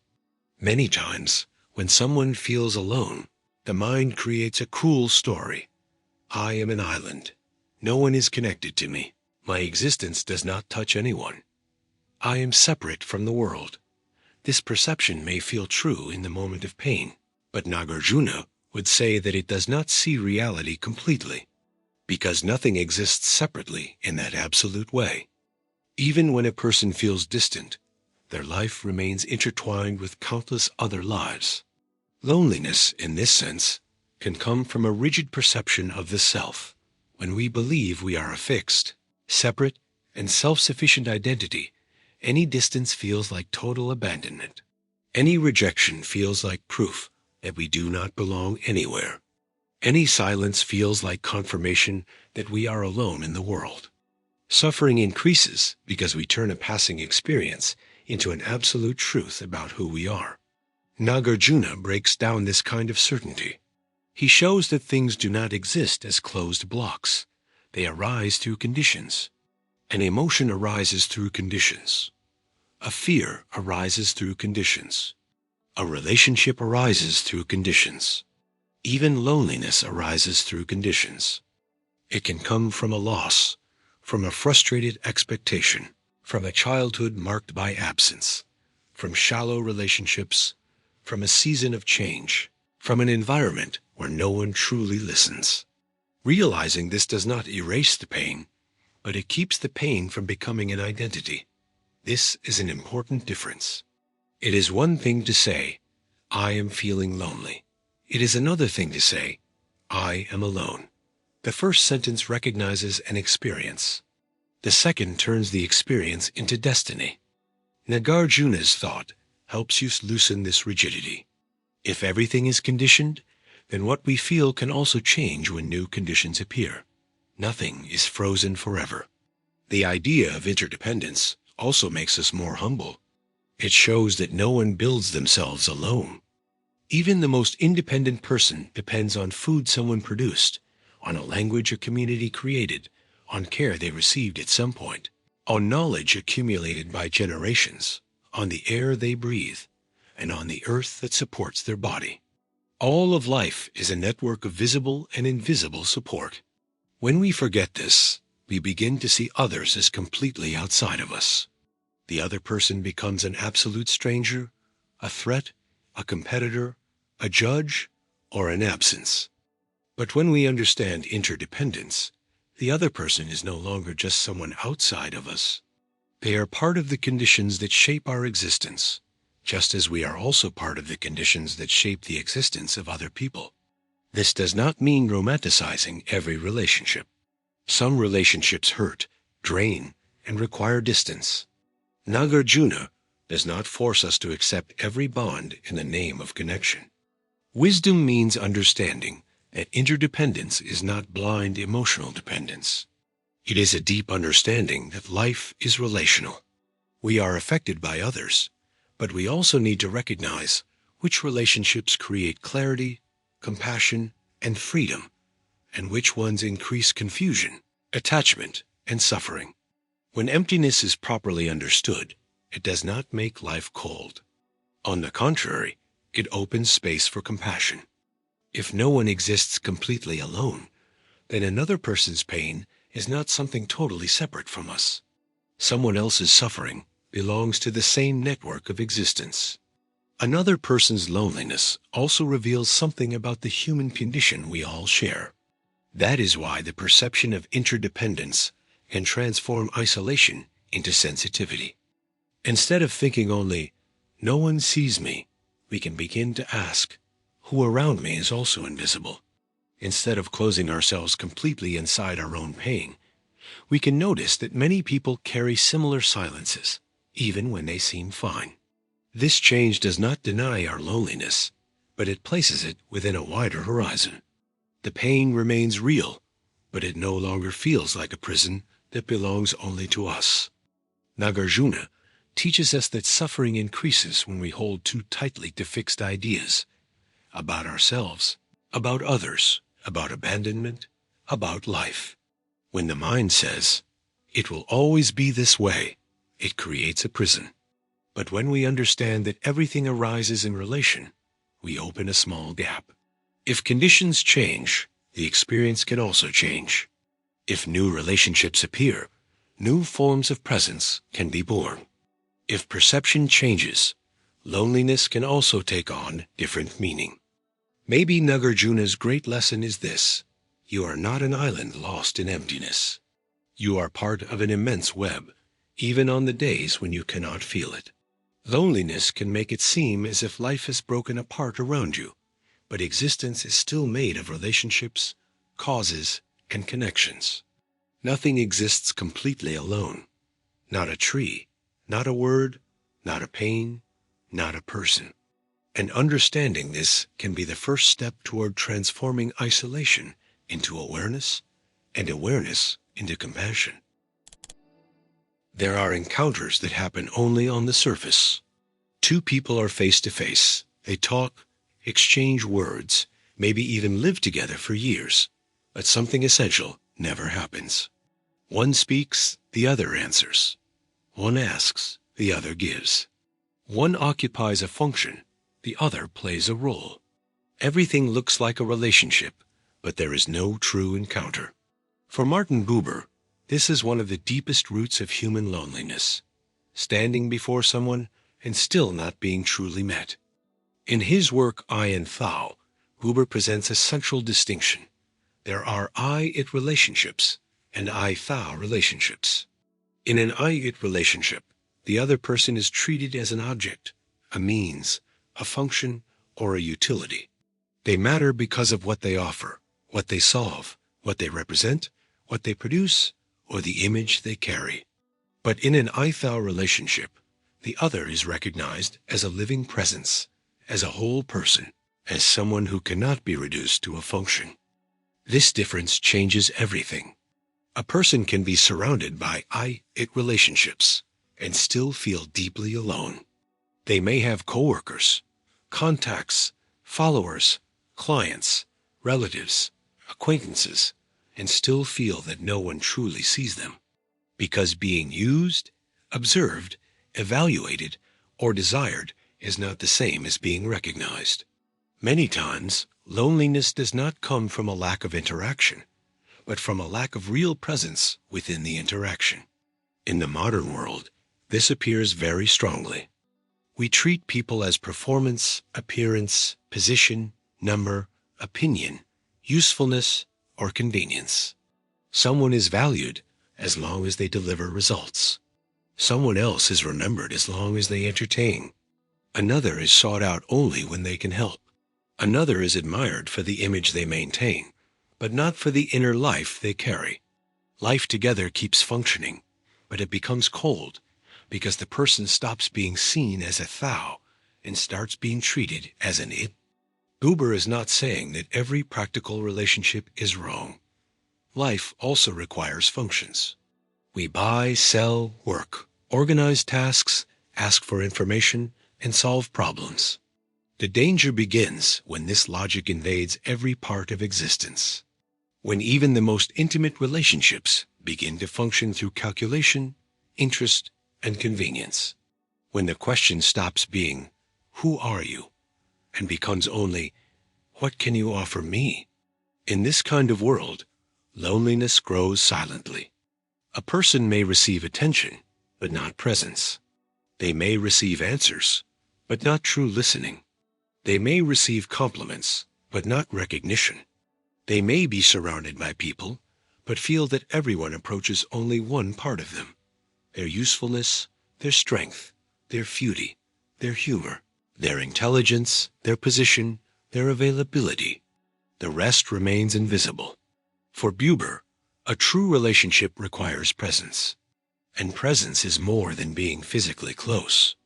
Presence is when someone suspends, even for a moment, the rush to judge, use, correct, or classify the other person. It is when there is openness to meet the person without immediately reducing them to a ready-made idea. It is listening not only to respond, but to receive what is being revealed. This is rare because it requires vulnerability from both sides. To truly meet someone, we need to let go of some control. We need to accept that the other person does not fit completely into our expectations. They can surprise us, disagree, change, suffer, and contradict themselves. Deep relationships are not born when we try to fit the other person into a comfortable image, but when we allow them to exist before us with complexity. In Between Man and Man, Buber deepens this idea by showing that true dialogue is not just an exchange of sentences. Many conversations are, in reality, alternating monologues. One person speaks while waiting for their turn to win, convince, defend themselves, or impress. The other listens only halfway. But real dialogue happens when each person allows themselves to be affected by the presence of the other.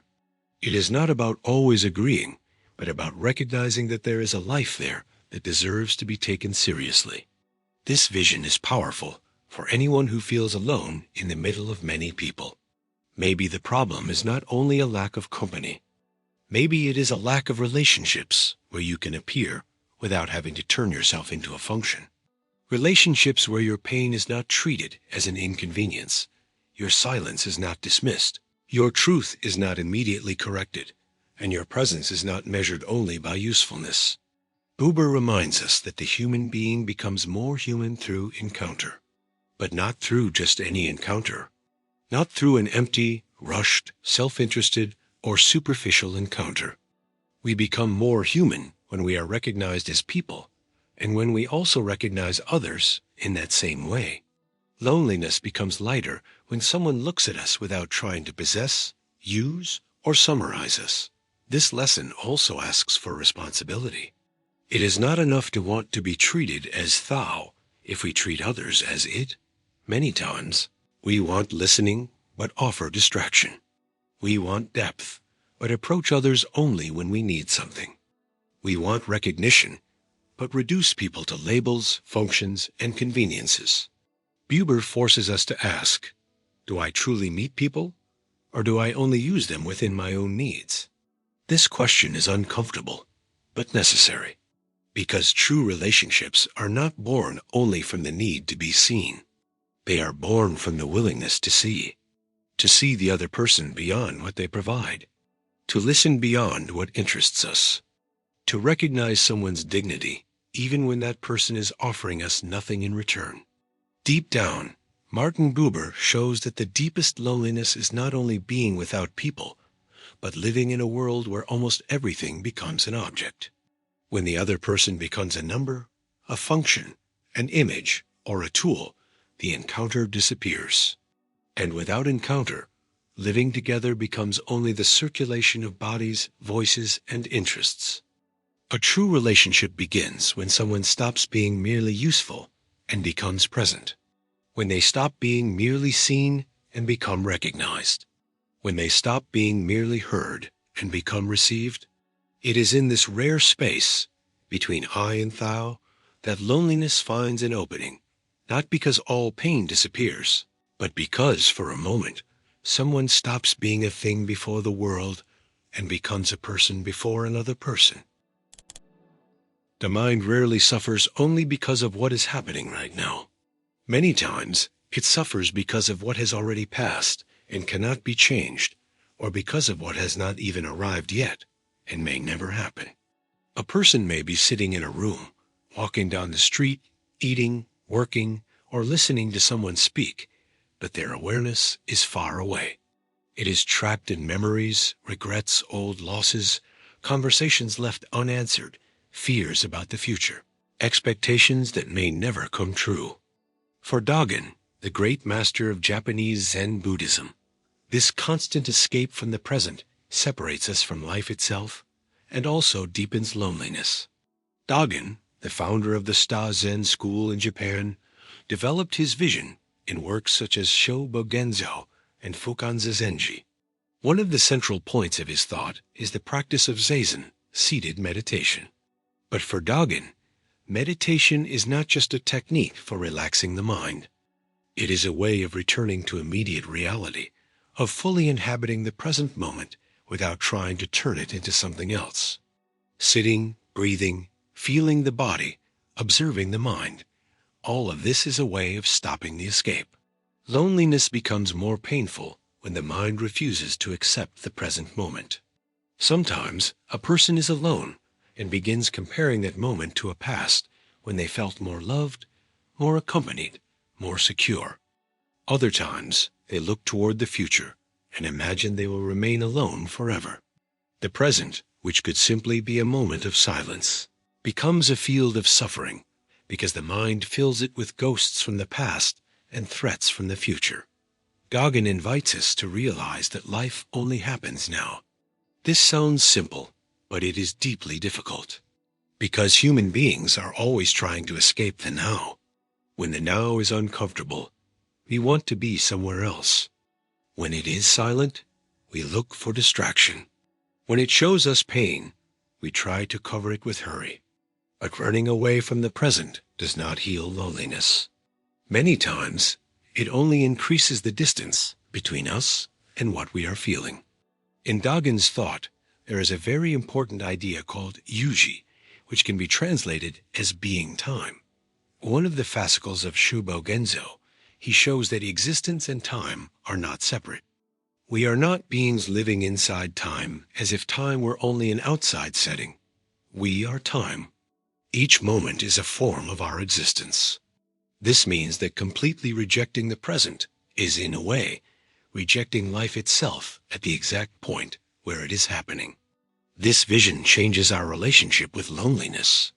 Instead of seeing it only as a failure, a punishment, or proof of abandonment, we can observe it as a present experience. Not to romanticize it, and not to pretend it does not hurt, but to see it without adding unnecessary suffering. There is a difference between feeling lonely and building an entire story around that loneliness. Feeling lonely is human. Turning it into an absolute sentence, no one cares. It will always be this way.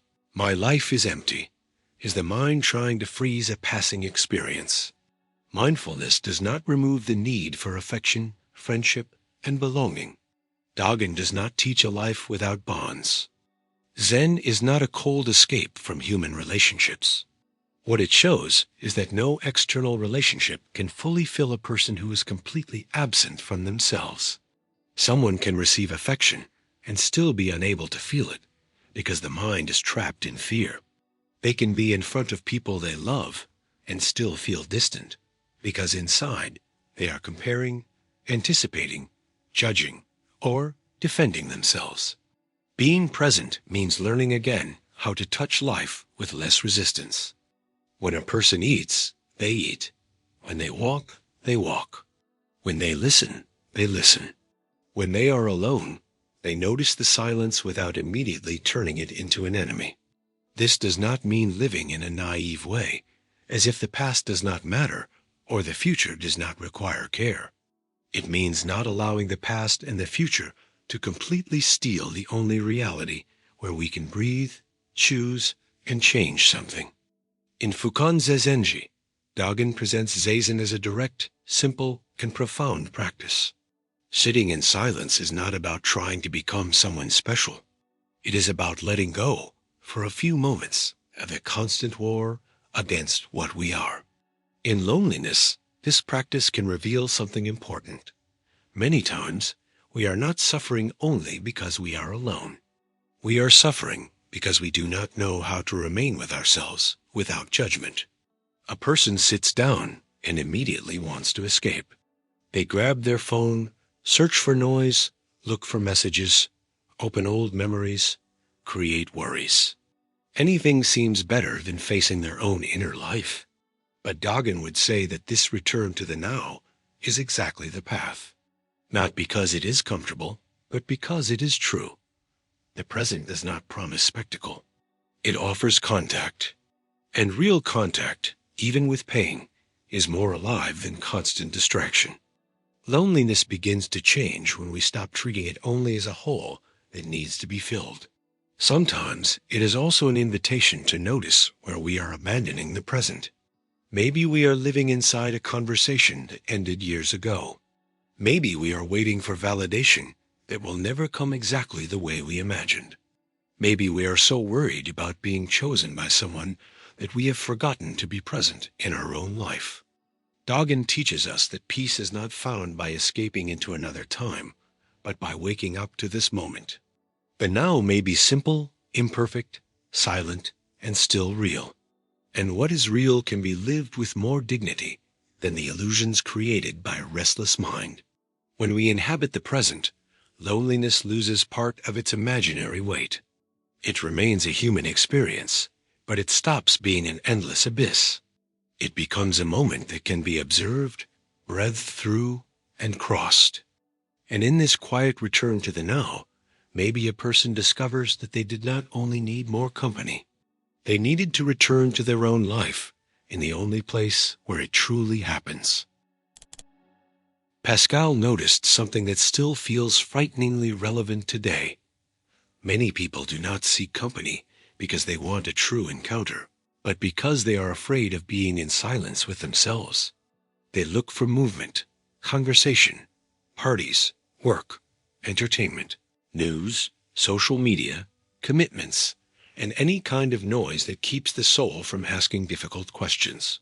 The problem is that not all noise heals loneliness. Sometimes it only covers the emptiness for a few hours.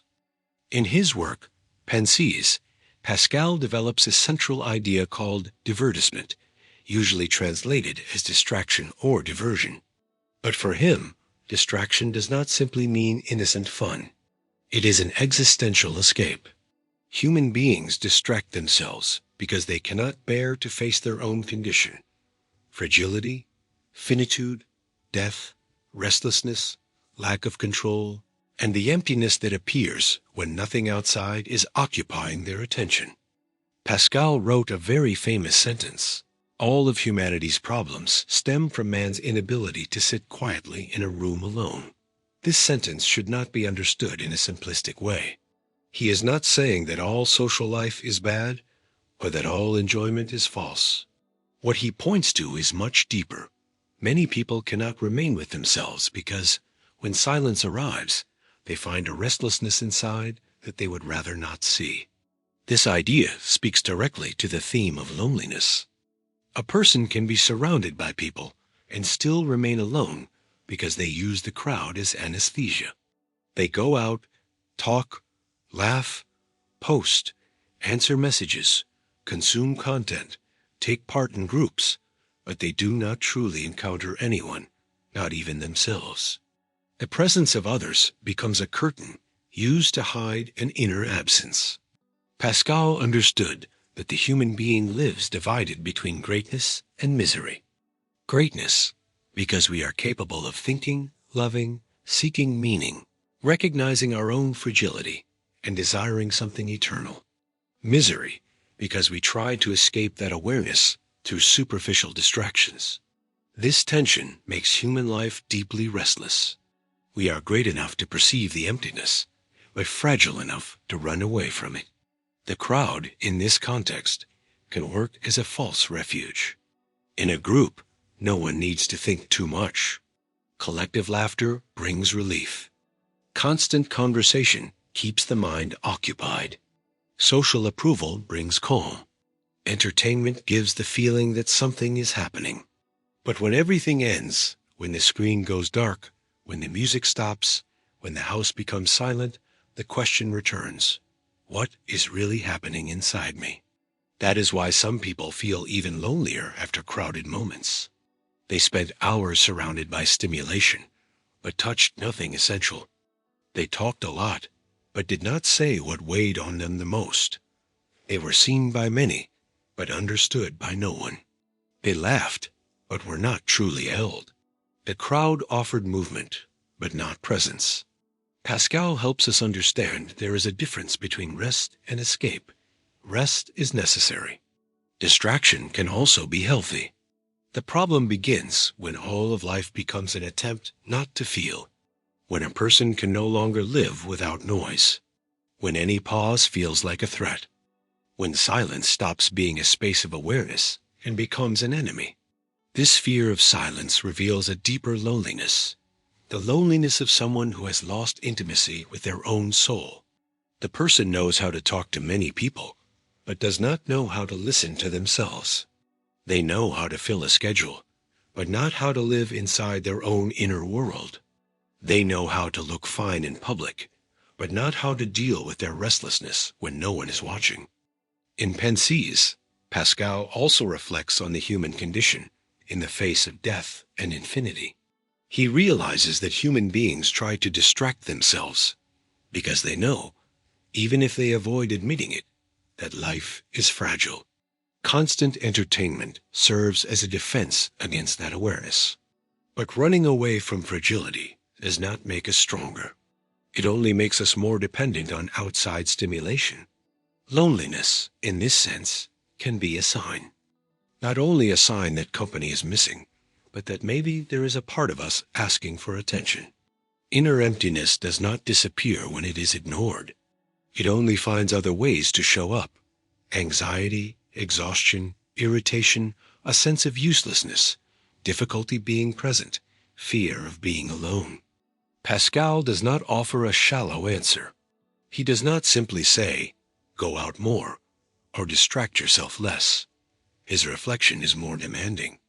He invites the human being to face what they are trying to avoid, to look at their own restlessness without immediately covering it with noise, to realize that not every loneliness is solved with more people, because some forms of loneliness are born from a lack of meaning.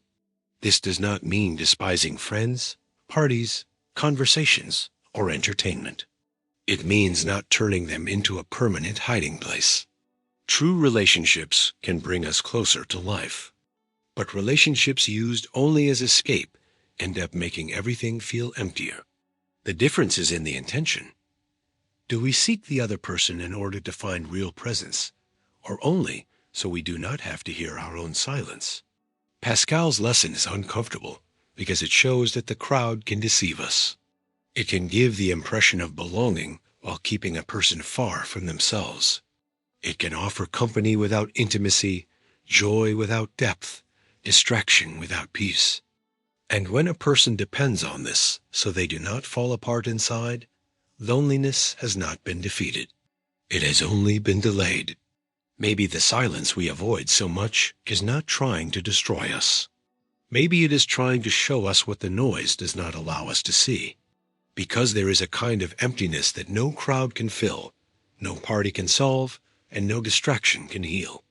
It only begins to transform when we have the courage to stop, look within, and admit that always being surrounded by people may simply be an elegant way of continuing to run away from ourselves.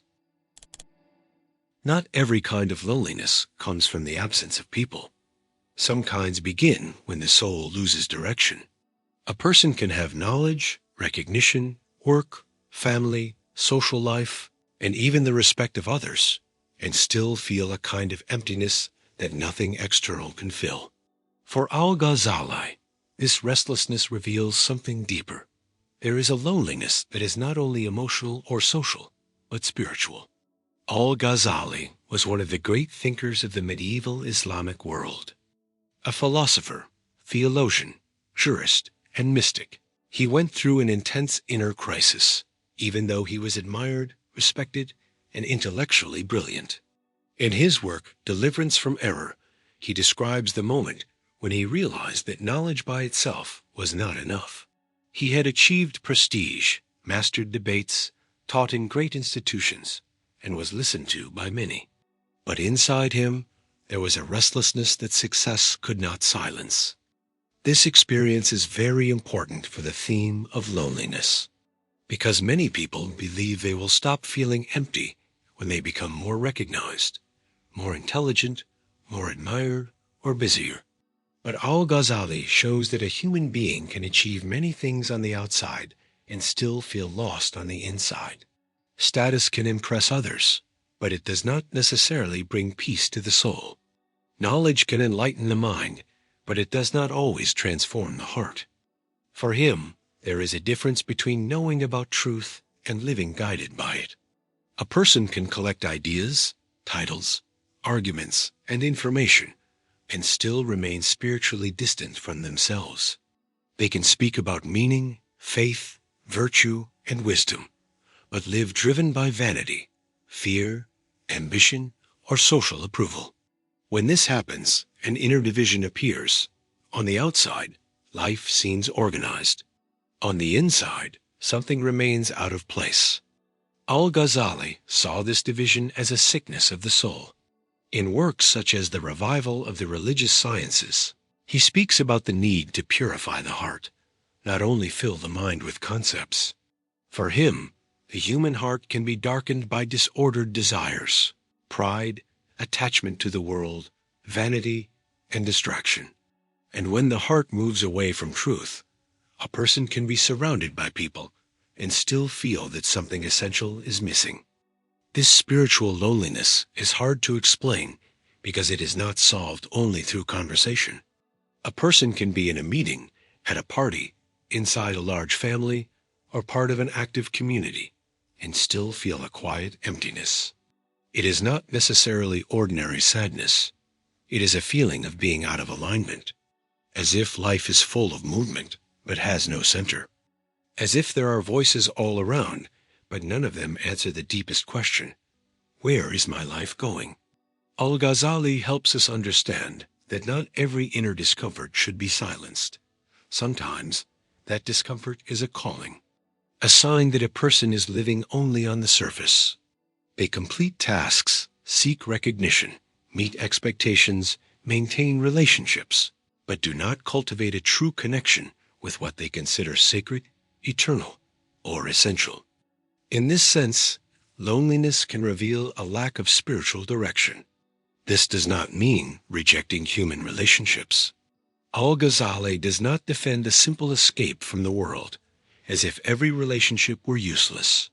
On the contrary, social life can also be a space for virtue, compassion, and service. The problem begins when a person tries to make human relationships a complete replacement for the deeper meaning of existence. No compliment can heal the soul when it has lost its center.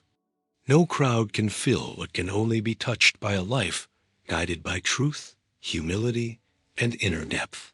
During his crisis, Al-Ghazali realized there was a distance between what he taught and what his heart truly lived. This realization led him to temporarily leave his prestigious position and seek a life more focused on inner purification. This point is powerful because it shows that sometimes the soul needs to stop performing wisdom in order to truly begin seeking it. In today's world, this lesson remains deeply meaningful. Many people live connected, informed, and socially active, but spiritually scattered. They know what is happening in the world, but they do not know what is happening inside themselves. They know many opinions, but they do not know their own emptiness. They can keep conversations going, but they avoid essential questions. The result is a life that looks full on the outside, but feels poor on the inside. Spiritual loneliness also appears when a person moves away from silence, because silence can reveal what routine hides. When there is no noise, distraction, or external approval, the soul begins to show its questions. Am I living truthfully? Do my choices have meaning? Am I seeking only appearance or something deeper? Is my life guided by something greater than desire, fear, and vanity? For Al-Ghazali, the answer involves returning to the heart. Not a sentimental or empty return, but a reconnection with inner truth, with God, and with a morally guided life. Loneliness begins to change when a person stops seeking only external recognition and begins seeking inner uprightness. When they stop asking only, "How am I seen?" and begin asking, "What is governing my soul?" This vision does not turn spirituality into an escape from human problems. On the contrary, it makes life more responsible. A soul with direction treats others better, chooses with greater awareness, depends less on vanity, and does not confuse success with peace. In Al-Ghazali's thought, spirituality is not decoration. It is the center. It is what keeps a person from getting lost in the excess of the world. Maybe the deepest loneliness is not being without people, but being distant from your own truth. Being surrounded by voices, but unable to hear your soul. Having knowledge, but not wisdom. Having status, but not peace. Having company, but no direction. Al-Ghazali reminds us that there is an emptiness that only begins to transform when a person returns to what is essential, not to look better in front of others, but to live again before God, before conscience, and before the truth that sustains their own existence. Plato forces us to face an uncomfortable possibility. Maybe an entire society can be gathered together, talking, agreeing, repeating ideas, and still remain far from the truth. In this case, loneliness does not come only from being physically separated from others. It begins when someone starts to see something most people do not want to see. It is the loneliness of someone who wakes up in a place where almost everyone else would rather keep sleeping. In the Republic, Plato presents one of the most famous images in Western philosophy, the allegory of the cave. In it, men have lived chained inside a cave since birth, in such a way that they can only look at a wall. Behind them, there is a fire, and between the fire and the prisoners, objects pass by, projecting shadows on that wall. Since they have never seen anything else, they believe those shadows are reality. This image is powerful because it shows that people can live together inside the same illusion. The prisoners are not alone. They share the same space, see the same shadows, comment on the same appearances, and probably build opinions about what they see. But this shared life does not make them free. They are together, but imprisoned, united, but deceived, physically close, but far from the truth. Plato shows that the crowd can offer belonging without offering clarity. When everyone believes in the same shadows, questioning becomes dangerous. The person who doubts seems strange. The person who asks too many questions becomes uncomfortable. The person who tries to look beyond the wall threatens the peace of others. This happens because a shared appearance brings comfort. Even if it is false, it organizes life. It tells people what to think, what to desire, what to fear, and what to admire. In the allegory, one of the prisoners manages to free himself and leave the cave. At first, he suffers. His eyes hurt in the light. He does not immediately understand what he sees. Truth does not appear as something comfortable, but as a difficult, almost violent experience. This detail is essential. For Plato, leaving illusion is not simple. Seeing more clearly can hurt, because it requires letting go of old certainties. This process is very similar to certain forms of loneliness. When a person begins to realize that many relationships around them are superficial, that many opinions are repeated without reflection, that many values are only shadows accepted by the majority, they may feel out of place. Not because they hate people, but because they can no longer pretend that all of it is enough. What once seemed normal begins to feel too narrow. Plato helps us understand that not all isolation comes from rejection. Sometimes it comes from inner transformation. A person changes the way they see the world, but their surroundings remain trapped in the same appearances. They try to have deeper conversations, but receive shallow answers. They try to speak about truth, meaning, justice, the soul, courage, and consciousness, but they are met with irony, hurry, or indifference. The crowd is there, but it does not follow their restlessness. In the allegory, when the freed prisoner returns to the cave to tell the others what he saw, they do not receive him as someone enlightened. On the contrary, they may reject him, ridicule him, and even hate him. Plato suggests that those who are used to shadows may react with violence against anyone who tries to show them the light. This reveals a hard truth. Not everyone wants to be freed from their illusions. Some people prefer the safety of appearance to the pain of truth. This idea is deeply relevant today. Many times, society lives trapped in modern shadows. The appearance of success, displayed happiness, ready-made opinions, mass values, the need for approval, constant distractions, manufactured identities. Everyone seems connected, but many are only sharing the same projections. Everyone talks, but few investigate. Everyone has opinions, but few seek to understand. Plato would say that living only in the world of appearances means living far from the highest part of the soul. For him, true education is not simply accumulating information, but learning to turn the gaze toward what is more real, more just, and more true. In the Republic, the journey out of the cave represents this conversion of the soul. To stop looking only at shadows and slowly learn to contemplate the light. But this journey can make someone lonely, because the person who seeks truth does not always find immediate company. Most people may prefer easy conversations, comfortable certainties, and collective distractions. Someone who begins to see beyond this feels a silent distance. They are in the same world, but no longer live inside the same illusion. They speak the same language, but search for a deeper level of meaning. Still, Plato does not defend despising others. The freed prisoner should not remain outside the cave just to feel superior. He has a responsibility. Someone who has seen something more true must, in some way, return and try to help. But this return requires patience, because truth cannot simply be forced onto those who are still trapped in shadows. It needs to be guided, awakened, and presented with care. Plato's lesson is that loneliness can also appear when someone's vision matures. When a person stops being satisfied with appearances, they may lose their old sense of belonging. But that loss does not mean failure. It may be the beginning of a more conscious life. Because being accompanied in illusion may feel comfortable, but it is not the same as being free.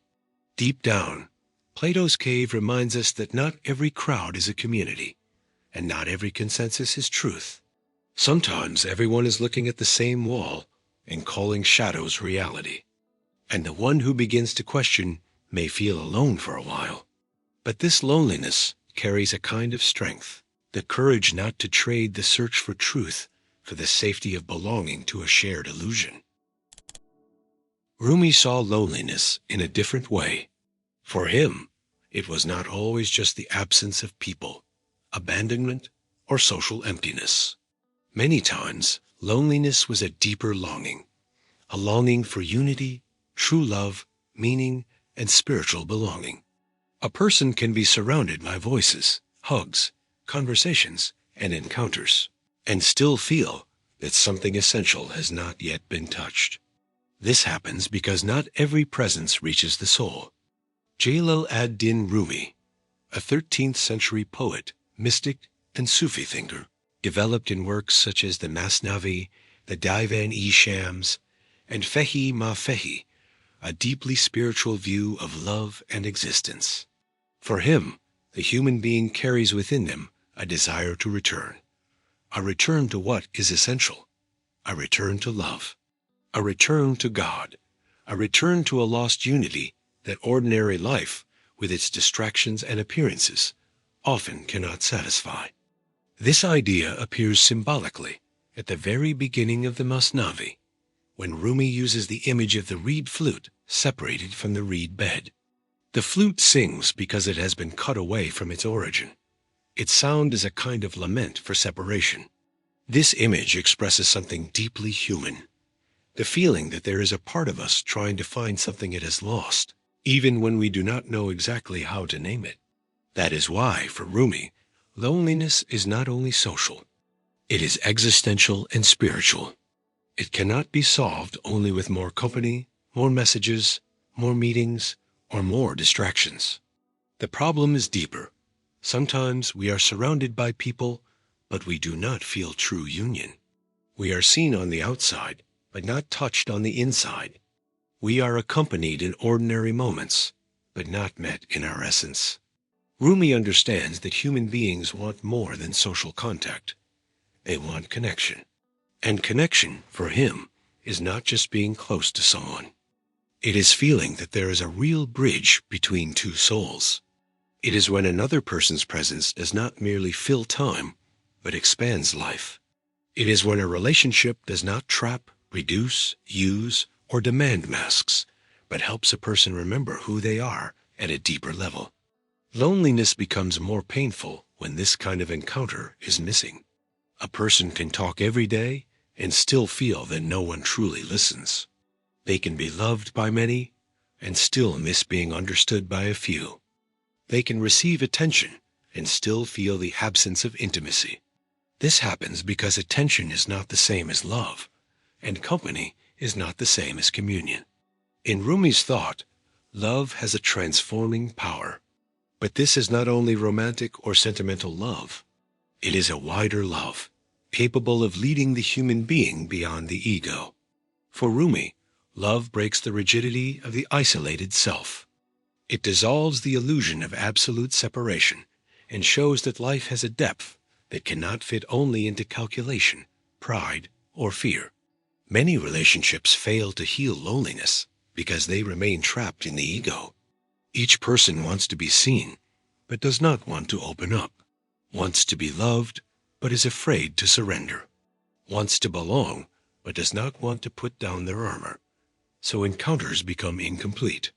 Two worlds come close, but each one remains closed inside its own defense. There is presence, but there is no true surrender.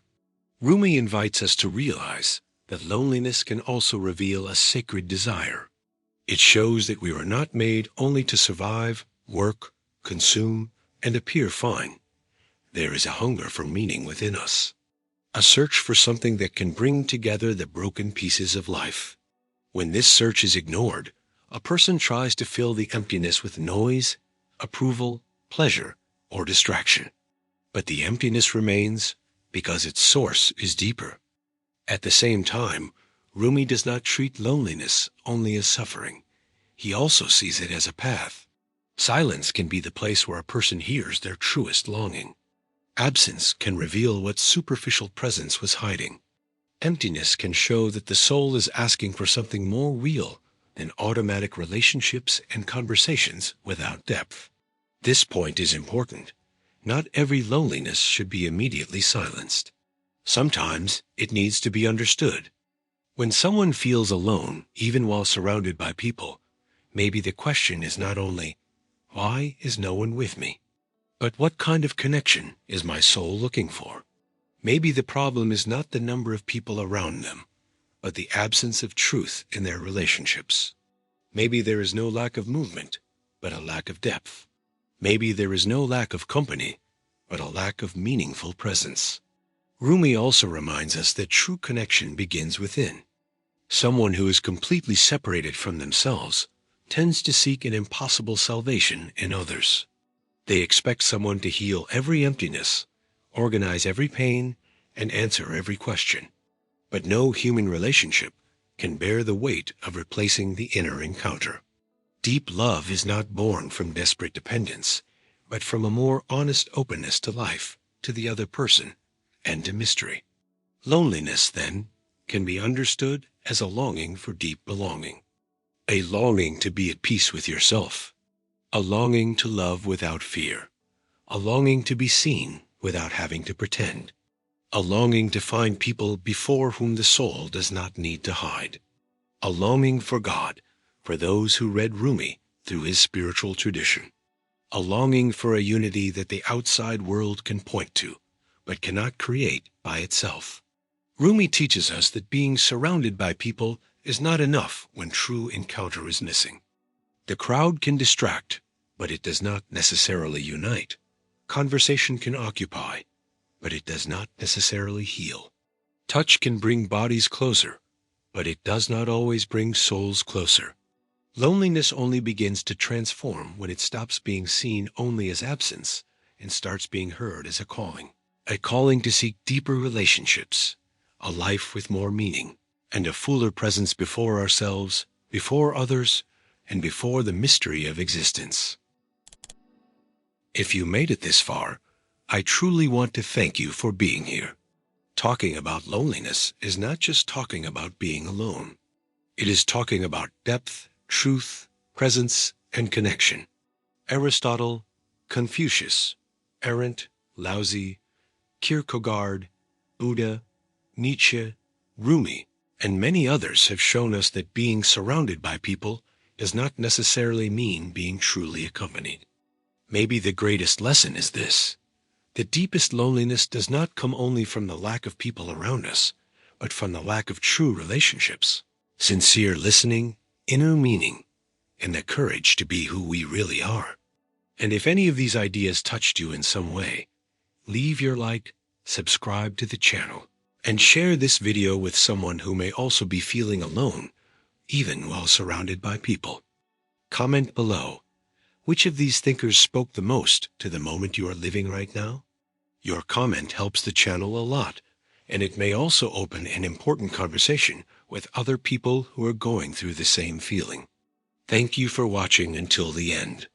Stay on the channel, because there are still many deep reflections waiting for you.